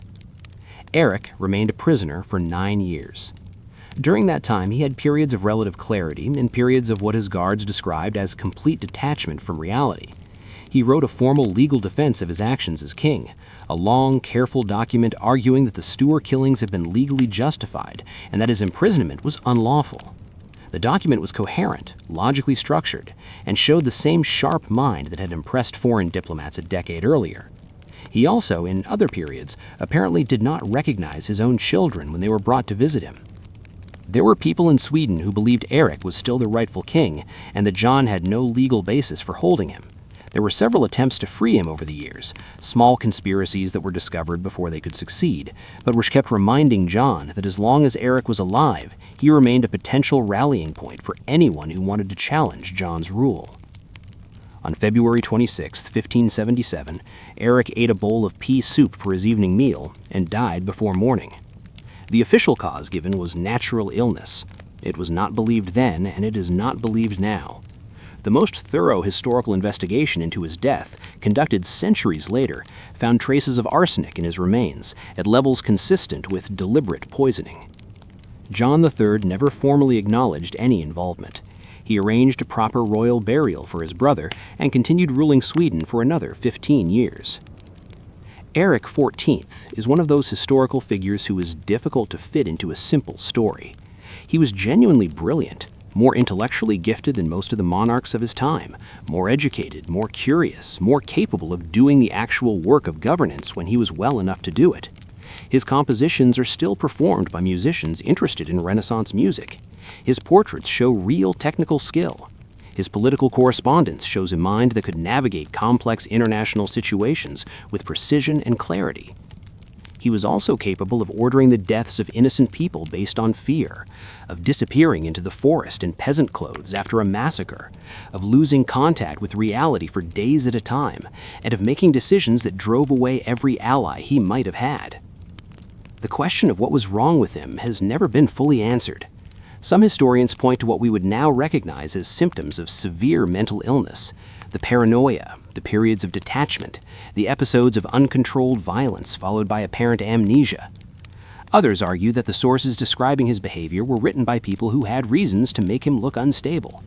Others suggest that the pressure of being Gustav Vasa's son, the expectation of perfection combined with the reality of absolute power and no one willing to tell him he was wrong, would have damaged almost anyone.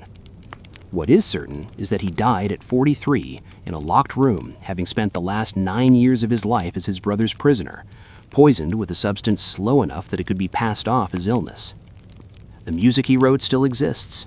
The paintings still exist. The legal document he wrote defending himself in captivity still exists, sitting in the Swedish National Archives, still waiting for someone to decide whether the man who wrote it was a king wrongly imprisoned or a dangerous man who needed to be contained. After more than 400 years, Sweden has still not made up its mind.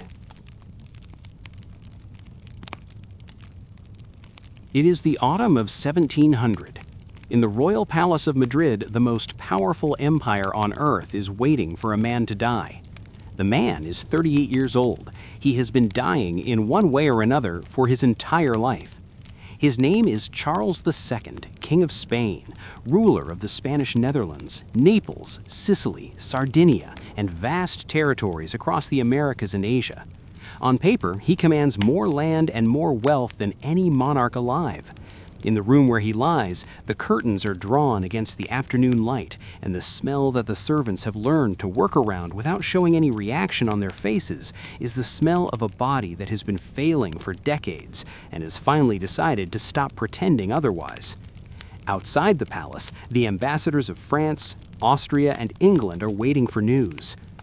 Each of them has been sending letters home for months, sometimes weeks, sometimes days, with updates on whether the king is still breathing.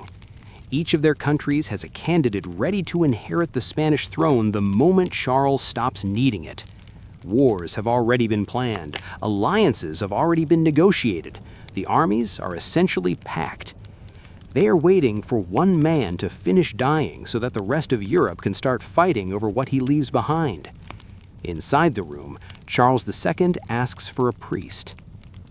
To understand Charles II, you have to understand what the Habsburg family had been doing for 2 centuries before he was born. The Habsburgs were the most powerful dynasty in Europe, rulers of Spain, Austria, and the Holy Roman Empire, which was a loose collection of German states that covered most of Central Europe. They held this power partly through war and partly through marriage, arranging alliances by marrying their children to the children of other powerful families.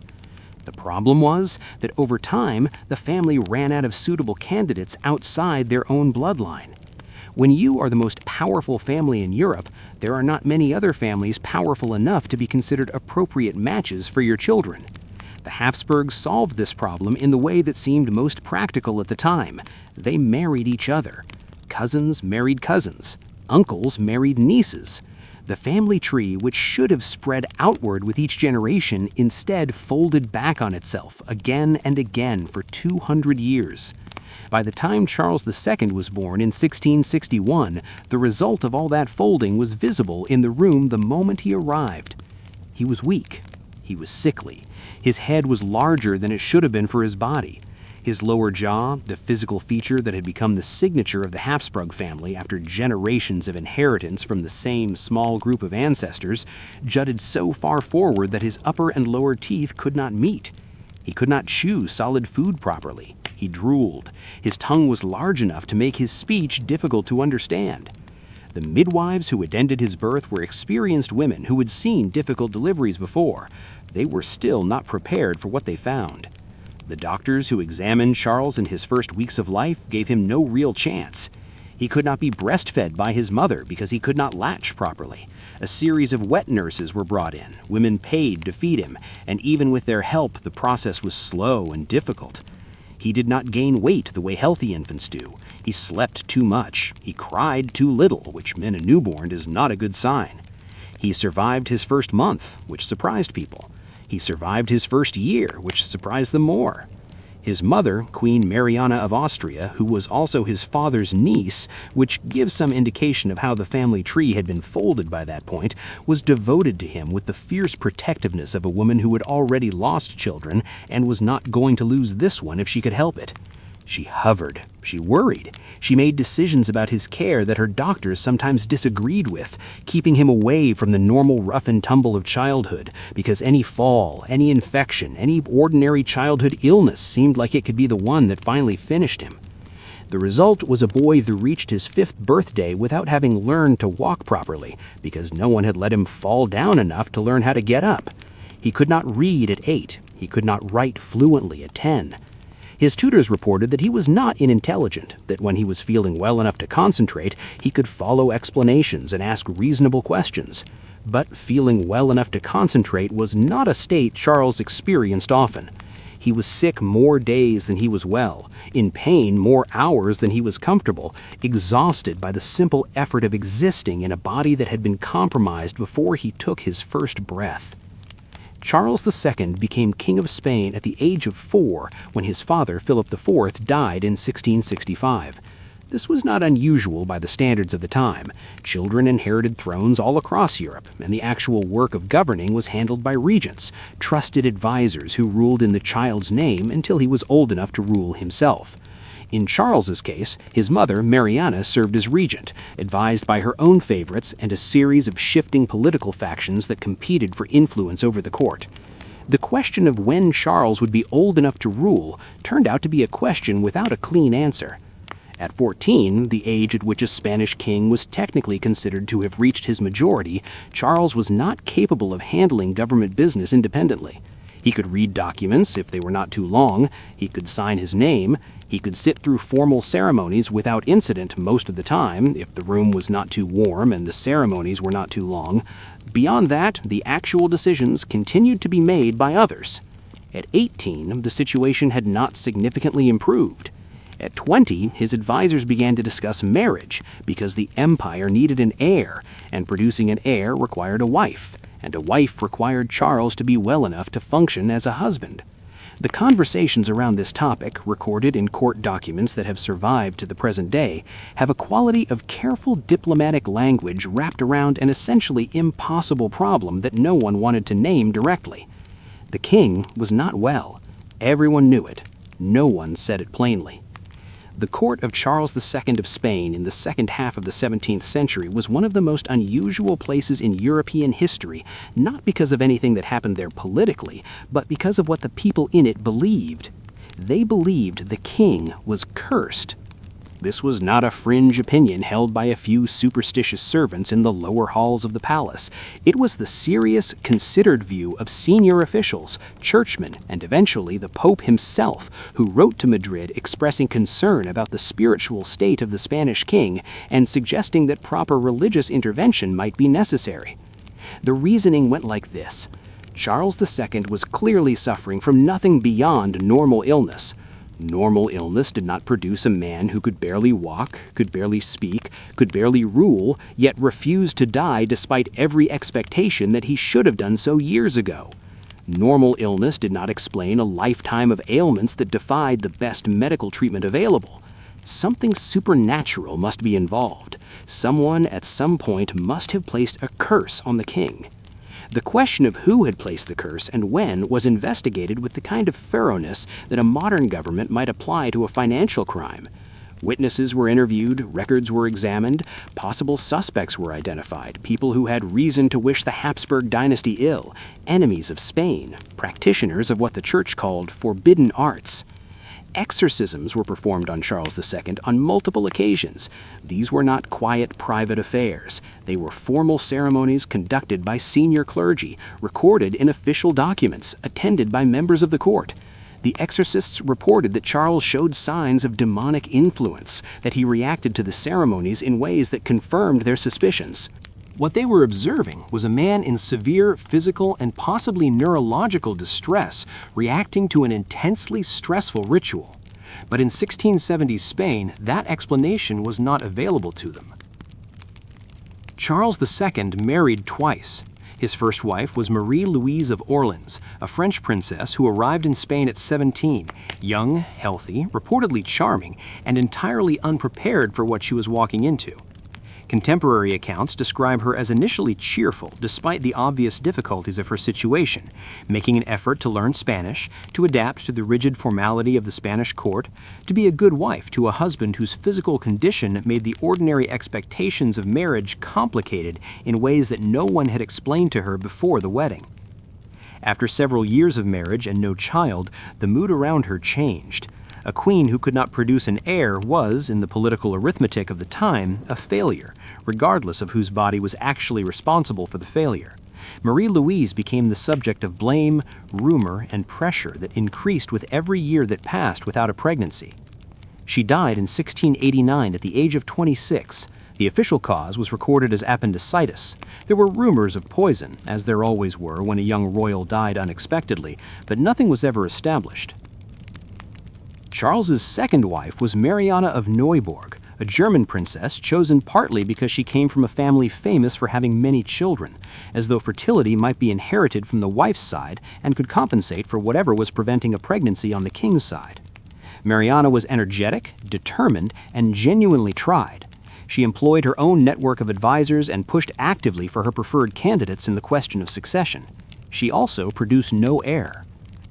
By the late 1690s, Charles was in his mid-30s, which felt much older given the state of his health, and it was clear to everyone in Europe that he was not going to have children. The question had shifted from whether he would have an heir to who would inherit the throne when he died, and that question was threatening to tear Europe apart. When Charles II died on November 1, 1700, the doctors who examined his body afterward wrote a report that has survived in the Spanish royal archives. It is a remarkable document not because of its medical sophistication, which is limited by the standards of the time, but because of what it describes. The doctors found that Charles had essentially no body fat left. His heart was described as the size of a peppercorn.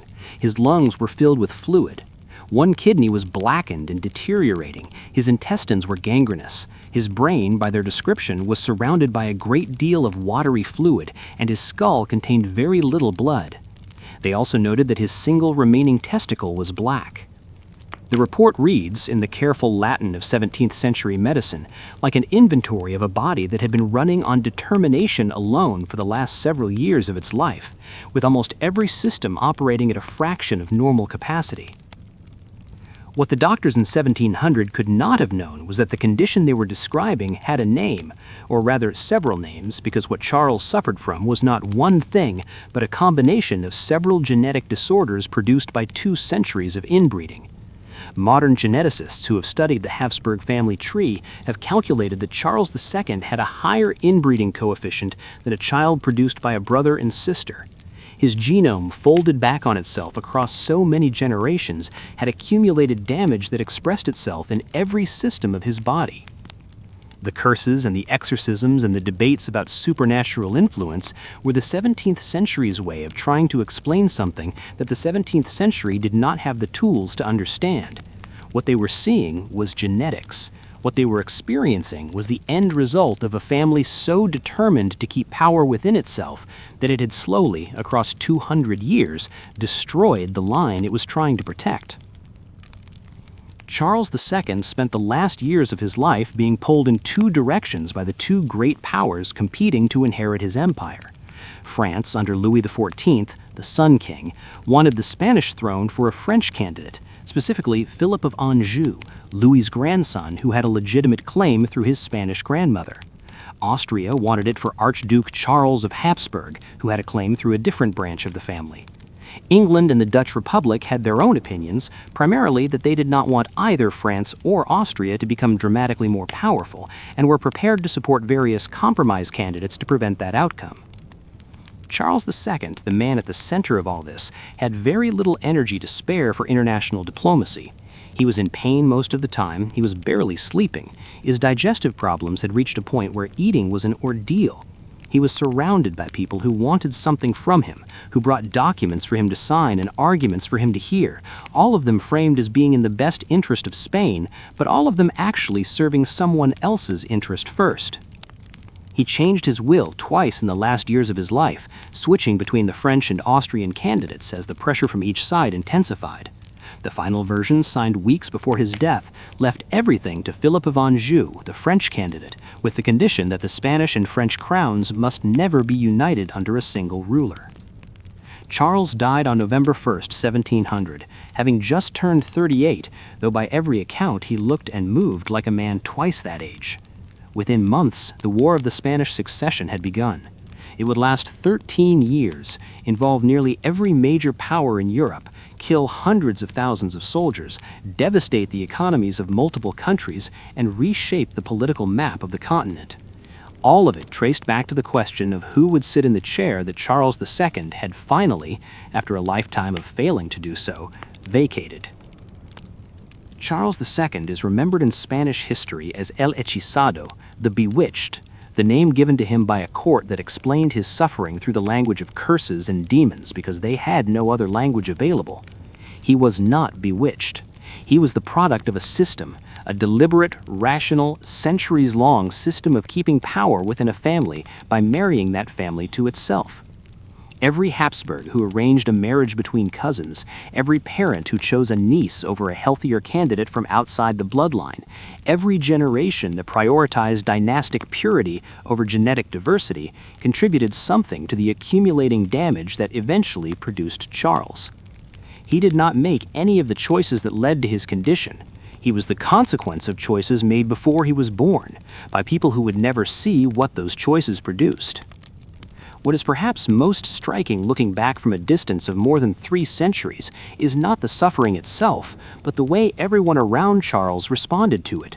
the doctors who could not help him but kept trying, the wives who were blamed for a failure that was not theirs, the courtiers who organized exorcisms with complete sincerity, genuinely trying to help in the only way they knew, the ambassadors who sent daily updates on his breathing to capitals across Europe, treating the slow decline of one very damaged human body as the most important political event of their lifetimes, which, in a certain sense, it was. Charles II never led an army, never negotiated a major treaty, never made a decision that changed the course of history in a positive direction. He was a king who existed rather than ruled, who sat on a throne that was too large for him not because of any failing of character or intelligence, but because he had been handed a body that could barely hold him upright. He held on for 38 years longer than anyone expected him to. That, perhaps, is the most Habsburg thing about him. Even at the end, even broken and hollowed out by everything his family's choices had done to him, he refused to stop. It is the spring of 1768. The royal carriage of Denmark is making its way through the streets of a European capital, and the crowds have turned out to watch it pass. Inside the carriage sits Christian VII, King of Denmark and Norway, 17 years old, dressed in the finest clothes his court can produce. He is handsome in the way that portraits of him suggest, fine-featured, with large, dark eyes that people who met him remember clearly decades later. What those people also remember, and what the portraits do not show, is what he did when the carriage stopped and the crowd pressed forward to see their king. He leaned out of the window and slapped a stranger across the face. Not in anger, not because anyone had done anything. He turned to his companions afterward with an expression they described as delighted, the look of a person who has just thought of something funny and wants to see if it lands. Then he sat back, and the carriage moved on, and the man standing on the street with a red handprint on his cheek watched the royal procession disappear around the corner. This was Christian VII of Denmark. This was the man who had signed the documents that governed the lives of nearly 1 million people. This was the king.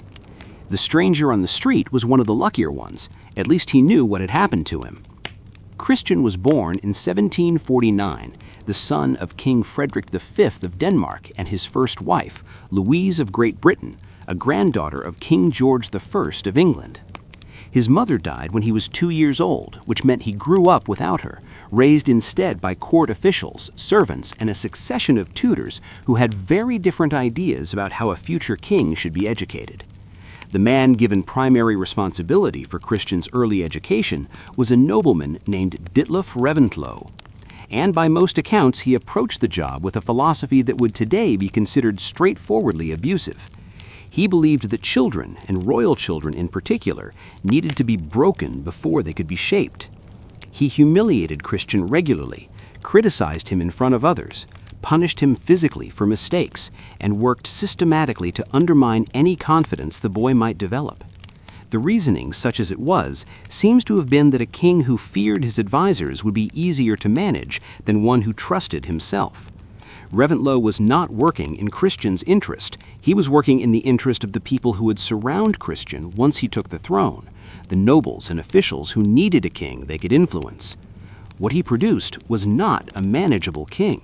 What he produced was a boy who had learned at the deepest possible level that the world was a place where the people who were supposed to protect you were actually the most dangerous ones, and that the only reliable response to that world was to retreat somewhere inside yourself where no one could reach you. Christian retreated early and never fully came back. When Christian became king at the age of 17, following his father's death in 1766, the court hoped that the responsibilities of the crown would settle him, that the rituals of governance, the ceremonies, the meetings, the formal demands of being a monarch would give him a structure that his childhood had failed to provide. Instead, he began escaping, not metaphorically, physically. Christian would slip away from the palace in the evening, sometimes alone, sometimes with a small group of companions who were young enough and reckless enough to follow him, and disappear into the streets of Copenhagen. What he did there disturbed the people who learned about it, which was eventually everyone, because the King of Denmark wandering through his capital city at night was not something that stayed secret for long. He knocked on strangers' doors and ran away before they could answer. He threw things through windows. He got into brawls with ordinary citizens, not as a king demanding deference, but as a participant, taking hits and giving them back. He visited places that a king was not supposed to visit, taverns in poor neighborhoods, establishments that provided company for money, areas of the city where the people who recognized him were too compromised themselves to report what they had seen. He came back to the palace bruised, disheveled, sometimes bleeding, and seemed, by every account of those who saw him return, happier than he was at any point during his official duties. The court was mortified. His behavior was a scandal, whispered about in the diplomatic correspondence of every European capital that maintained an ambassador in Copenhagen. But no one knew what to do about it.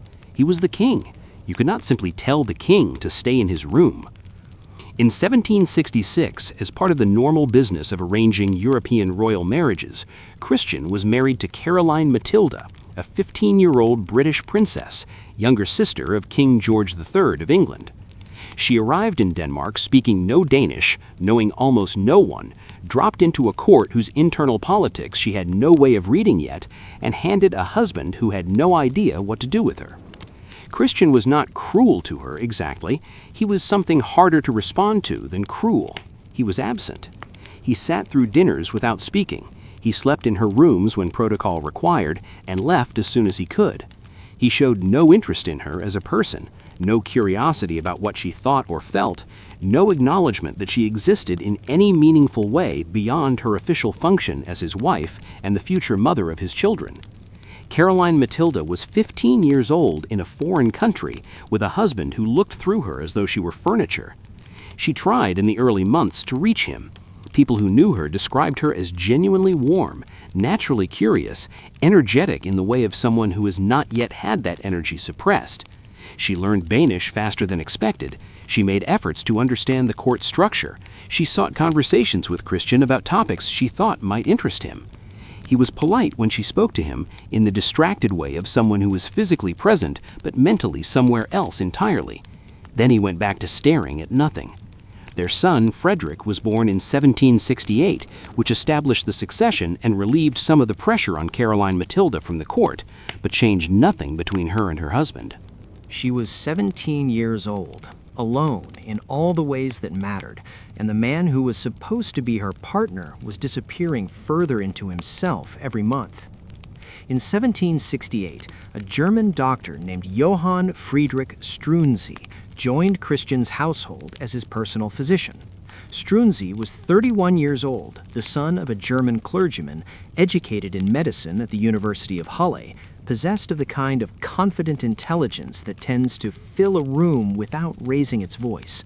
He had been recommended to the Danish court through a chain of connections that placed him in the right place at the right time, which is often how the most consequential meetings in history happen. His official role was to accompany Christian on a grand tour of Europe and manage the king's health. The king's health was, by this point, a subject of serious concern. Christian was showing symptoms that his previous doctors had not been able to treat or even clearly diagnose. He slept badly and erratically. He had periods of what his attendants called absences, times when he seemed to disconnect entirely from what was happening around him and could not be reached by normal conversation. He sometimes talked to himself in ways that disturbed the people who overheard it. Struensee approached Christian differently from the doctors who had come before. He did not treat him as a problem to be managed. He sat with him, talked with him, asked him questions, and actually waited for the answers. He was calm in the presence of Christian's stranger behaviors in a way that seemed to reduce rather than increase them. Christian responded to Struensee the way that very isolated people sometimes respond to the first person who treats them as though their inner life is real and worth paying attention to. He attached himself completely. Struensee became within months not just his doctor, but his closest companion, the person Christian trusted more than anyone else in the world. What Christian did not see, or perhaps chose not to see, was that his wife was paying close attention to Struensee too. By 1770, Struensee had moved from being the king's doctor to being the king's essential companion, to being, in practical terms, the person who made decisions for the Danish government. This happened gradually, then suddenly, which is how these things tend to happen. In the early stages, Struensee simply helped. He assisted Christian with paperwork that confused him. He attended meetings and explained afterward what had been decided and why. He drafted responses to letters that required answers. None of this was formally authorized, but no one objected because Christian was functioning better with Struensee nearby than he had been functioning before, and a king who could get through his official duties without incident was preferable to what had come before. Then the drafting of responses became the making of decisions. The explaining of what had been decided became the deciding. The presence at meetings became the conducting of them. Struensee was not stupid about the risks of what he was doing. He worked to make himself indispensable in enough different directions that removing him would cause problems. He allied himself with reform-minded officials who shared his Enlightenment views, the belief that government should be rational, that feudal privileges were inefficient, that laws should apply equally to everyone. He began pushing through reforms that genuinely improved conditions for ordinary Danish people, abolishing torture in criminal proceedings, relaxing censorship of the press, reducing the power of the old nobility. These were real achievements. Denmark, under Struensee's effective leadership, became, briefly, one of the more progressive countries in Europe. He was also sleeping with the Queen. The relationship between Struensee and Caroline Mathilde began, by most accounts, sometime in 1770.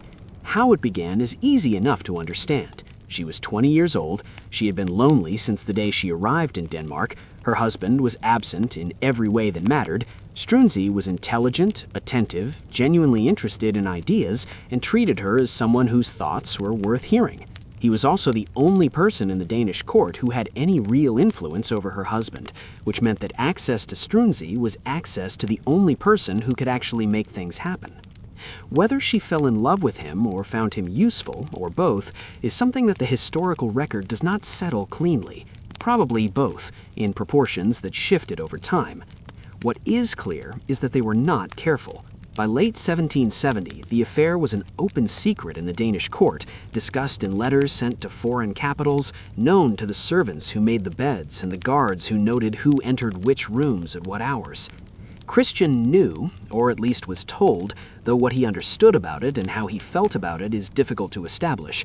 He made no public objection. Some accounts suggest he was genuinely fond of Struensee and did not process the information in a way that produced normal jealousy. Others suggest he simply did not care, that his emotional connections to other people had been so thoroughly damaged that the ordinary human responses to betrayal were not available to him. In late 1771, Caroline Mathilde gave birth to a daughter. The question of who the father was became the kind of question that was discussed in whispers throughout the European courts. Struensee, by this point, had accumulated enough enemies that his position was becoming precarious regardless of the affair. The old nobility hated him for his reforms, the court officials he had displaced hated him for their displacement, religious conservatives hated his Enlightenment ideas. All of them were waiting for an opportunity. The affair was the opportunity. On the night of January 17, 1772, a group of Danish nobles, led by the Queen Dowager, Juliana Maria, Christian's stepmother, organized a coup. They went to the king's bedroom in the middle of the night. They woke him. They told him that Struensee had committed treason, that Caroline Mathilde had betrayed him, that the kingdom was in danger. They brought papers for him to sign, orders for the arrest of Struensee and the queen. Christian, half asleep, confused, confronted in the dark by the people who had always controlled his life arriving with documents and urgent voices, did what he had been conditioned since childhood to do. He signed. Struensee was arrested before dawn. Caroline Mathilde was arrested hours later. Christian was escorted back to bed. Struensee was tried over the following months on charges of treason and lèse majesté, a legal term for acts that violate the dignity of the crown. The trial was conducted by the people who had arranged the coup, which meant the outcome was established before the proceedings began. He was convicted and sentenced to death.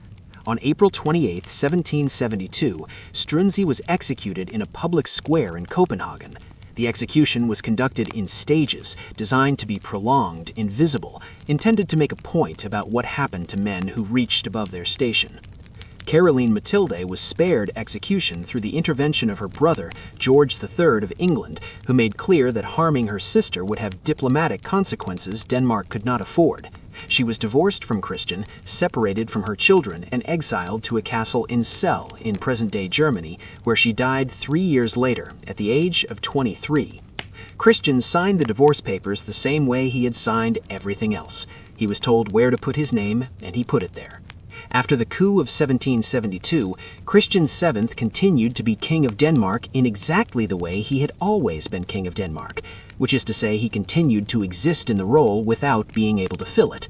The actual governance of the country passed to a council dominated by Juliana Maria and her allies, who ruled in Christian's name while keeping him carefully away from any real decisions.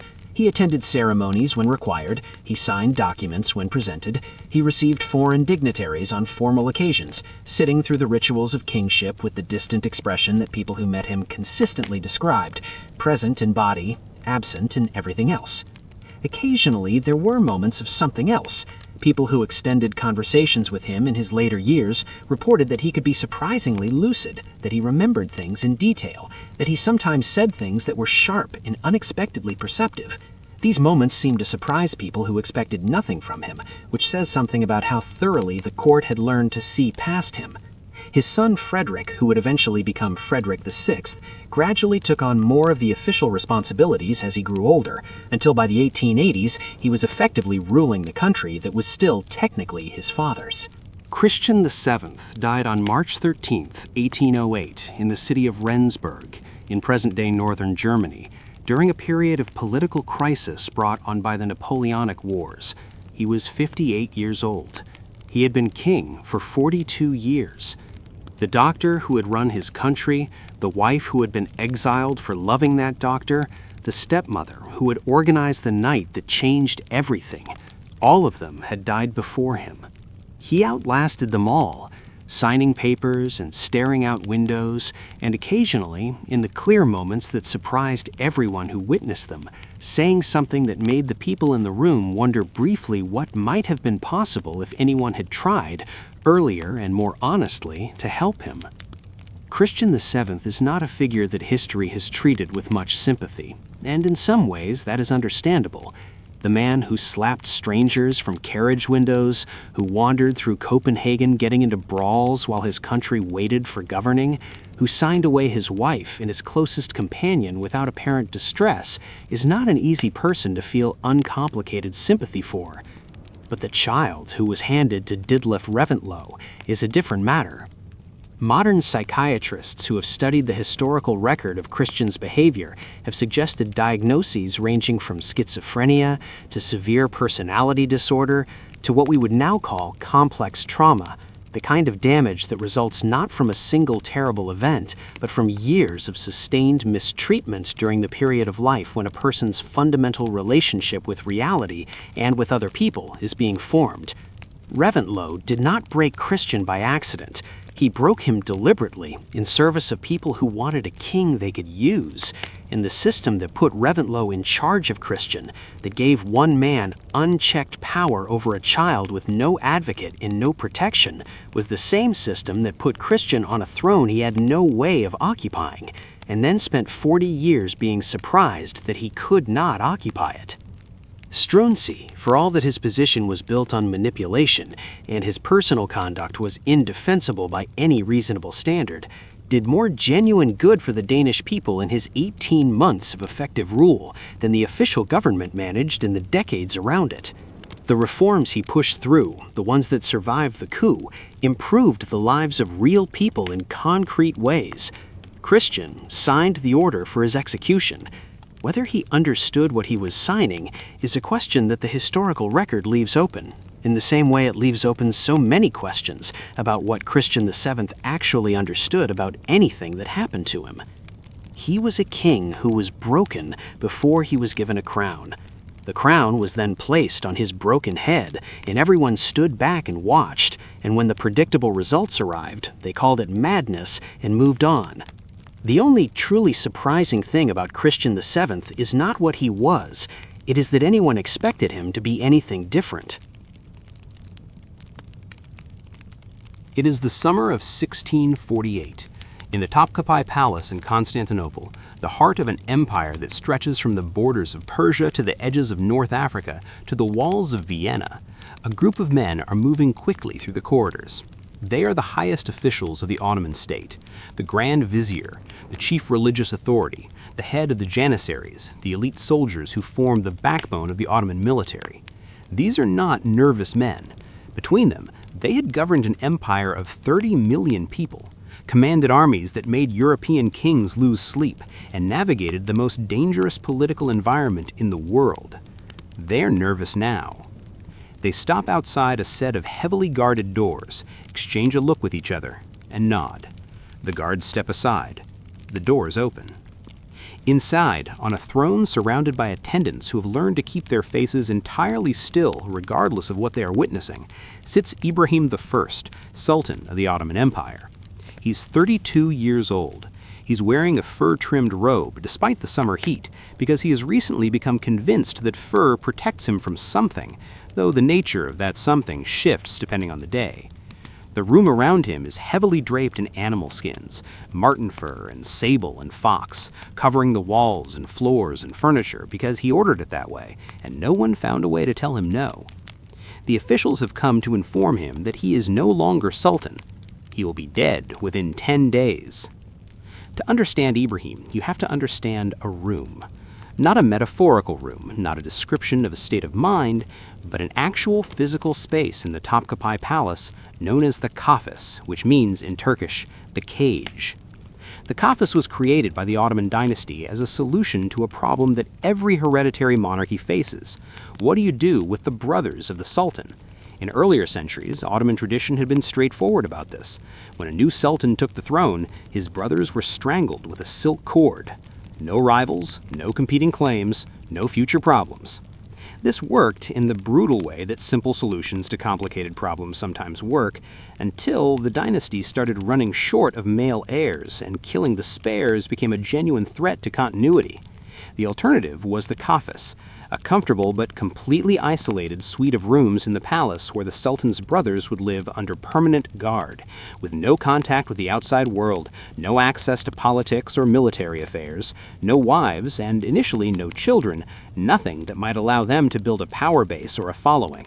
They had servants, they had food, they had each other in the early years, until even that was considered too much contact with another person who might encourage ambitions.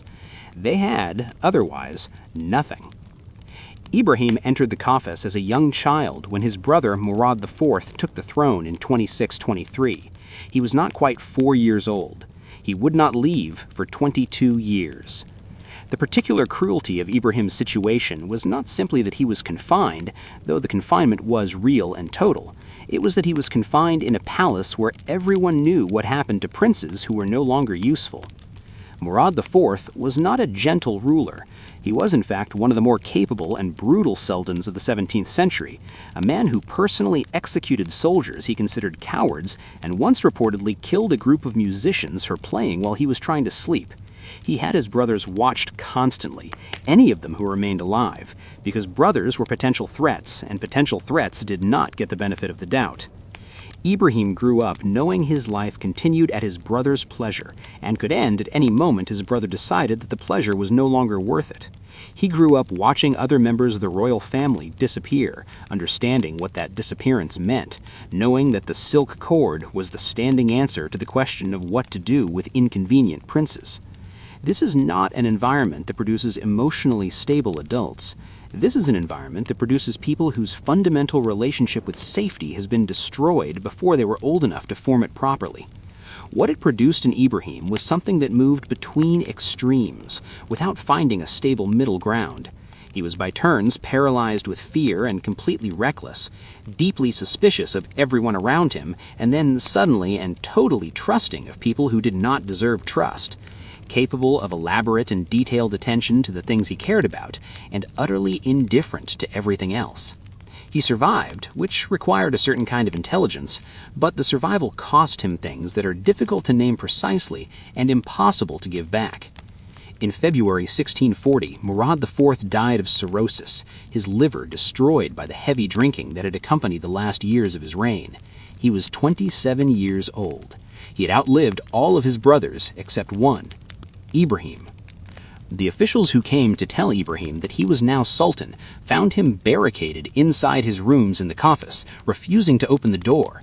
He had been told that his brother is dead and that he was being summoned to take the throne, and his response was to assume that this was a trick, that the silk cord was waiting on the other side of the door dressed up as good news. It took hours to convince him. His mother, Kosim Sultan, one of the most powerful women in Ottoman history, came herself and spoke to him through the door, eventually producing Murad's body as proof that the death was real. Even then, Ibrahim required additional convincing. When he finally came out, blinking in the light of corridors he had not walked freely since childhood, the officials who saw him described a man in profound shock. He was led through the rituals of accession, the ceremony, the prayers, the formal acknowledgments of the assembled court, in a state that witnesses compared to someone moving through a dream. He was Sultan. The empire was his. 22 years of waiting to be killed had ended, and what stood on the other side of that waiting was the most powerful position in the world. He had no idea what to do with it. The early years of Ibrahim's reign were managed largely by his mother, Kosim Sultan, who was experienced, capable, and understood clearly that her son was not yet, and might never be, capable of governing independently. Kosim was a remarkable figure in her own right. She had survived the reigns of multiple sultans, navigated the lethal politics of the Ottoman court, and accumulated genuine influence through a combination of intelligence and ruthlessness. She loved Ibrahim in the complicated way of someone who has spent years protecting a person from dangers they were not allowed to know about, and she understood his limitations without being able to fix them. Under her effective guidance, the empire continued to function. Treaties were negotiated, military campaigns were managed, the enormous bureaucratic machinery of the Ottoman state, which had its own momentum and expertise, kept moving largely under its own power. Ibrahim was not entirely absent in governance in these years. He attended councils, heard reports, made decisions on specific matters that interested him. He showed occasional flashes of the same intelligence that had allowed him to survive 22 years in the Kafis, a capacity for detailed attention and sharp questioning that surprised officials who had expected nothing. But he could not sustain it. The attention would fragment. The interest would disappear. He would leave a meeting half-finished and not return, or sign an order and immediately forget he'd signed it, or become fixated on some specific matter of no political importance, while genuinely important issues went unaddressed. The things that began to occupy him more and more had nothing to do with governance. Ibrahim developed a series of obsessions during his reign that the Ottoman court recorded with a mixture of concern and disbelief, and have been repeated in histories of his reign ever since as evidence of madness without much attempt to understand what produced them. The fur obsession came first, or at least became visible first. He developed a conviction that fur, specifically the thick, soft fur of certain animals, was uniquely comforting in a way that nothing else provided. He ordered the walls of his chambers lined with it. He wore it regardless of weather. He had furniture covered in it. He sent orders to merchants across the empire to find and deliver the finest furs available, and when they arrived, he would spend hours running his hands over them with an expression that people who witnessed it described as the closest thing to peace they ever saw on his face. A man who spent 22 years in a confined space, always cold in the Ottoman winters, always waiting for violence, finding comfort in something soft and warm and covering is not difficult to understand if you try. But understanding was not what the Ottoman court was there to provide. The second obsession was women, specifically women of a physical type that was the opposite of the slender ideal that the imperial harem had historically selected for. Ibrahim developed a preference, which became a requirement, which became a consuming fixation, for women who were very large. He sent agents across the empire looking for the heaviest women they could find.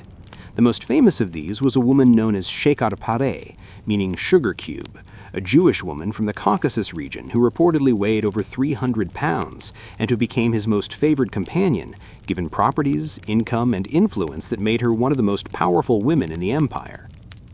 The imperial harem, which had always been selected according to specific criteria of appearance and accomplishment, was reorganized around Ibrahim's requirements. The women who had been there before were gradually displaced. Their families, who had invested in placing daughters in a position of imperial influence, were not pleased. In 1648, Ibrahim became convinced that one of the women in his harem had been sleeping with a man from outside the palace. He did not know which one. This was not in itself an irrational concern. The security of the imperial harem was considered a matter of state importance, and the accusation of an unauthorized relationship was taken seriously in the Ottoman court regardless of who made it. If Ibrahim had ordered an investigation, had specific women questioned, had the guards and servants examined for what they might have seen, this would have been a normal, if harsh, exercise of imperial authority. Ibrahim did not investigate. He reached a different conclusion, which was that since he did not know which woman was guilty, the safest course was to ensure that the guilty one did not escape punishment. He ordered all of them killed. The harem at the time contained approximately 280 women. The execution was carried out in a single night. The women were taken from their rooms, tied in weighted sacks, and drowned in the Bosphorus, the strait that runs through Constantinople between Europe and Asia. Contemporary accounts, which were recorded by people in the palace who could not avoid knowing what had happened, describe the sounds that came from the water that night. One woman escaped. She was found and returned. She survived to give an account of what had happened, which is part of why the record of that night is as clear as it is. Ibrahim, by most accounts of those who saw him in the days that followed, did not appear to experience the aftermath as something that required reflection. He moved on in the same way he moved from one obsession to another, completely present in whatever was in front of him and completely absent from everything else. The massacre of the harem was the moment that broke the last remaining support Ibrahim had within the Ottoman system. His mother Kosem, who had protected him since before he could remember, who had spent decades managing his limitations and covering for his failures, who had loved him in the way of someone who has sacrificed too much for a person to stop now, made a decision. She went to the officials who had been waiting for permission to act. The Grand Vizier, the military commanders, the religious authorities, these were not people who moved against sultans lightly. The precedents were dangerous, the risks were enormous. But Kosem's participation, her active endorsement of what needed to happen, removed the last obstacle. If the Sultan's own mother had concluded that he could not continue, then the decision was made. On August 8, 1648, the officials entered the palace and informed Ibrahim that he had been deposed. His young son, Mehmed, 7 years old, would take the throne as Mehmed IV. Ibrahim's response, by the accounts of those present, was not the resigned acceptance that might be expected from a man who had spent his life being moved between rooms by other people's decisions. He argued, he shouted, he cited his rights as sultan, his position as the anointed ruler of the empire, the illegality of what was being done to him.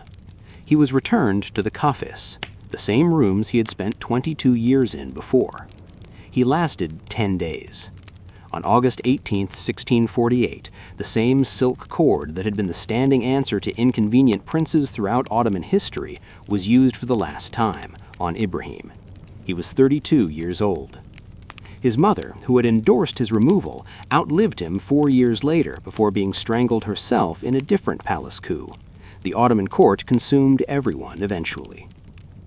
Ibrahim I is remembered in Ottoman history as Ibrahim Deli, Ibrahim the Mad, which is the name that stuck, and the name that most accounts use when they mention him at all.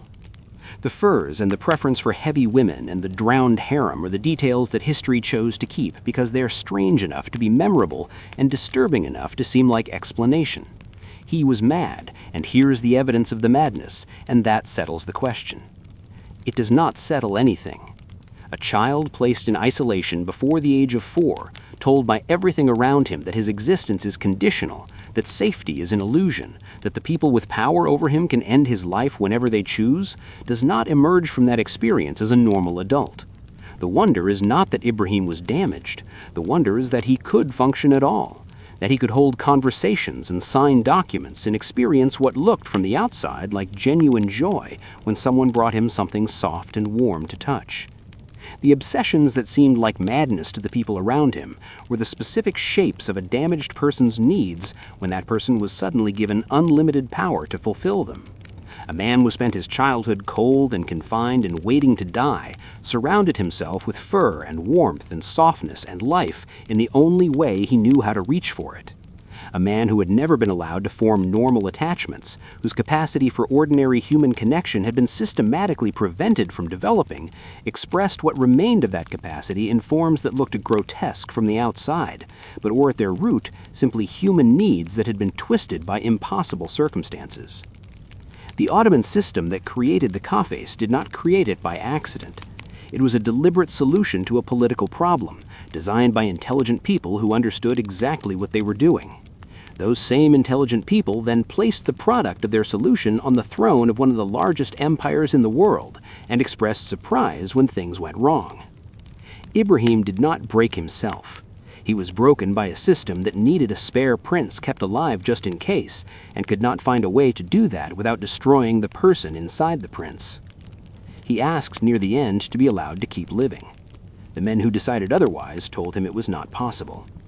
They were probably right, in the narrow political sense that their world understood rightness. The silk cord was tidier than the alternatives. It always is, for the people who give the order, rather than receive it.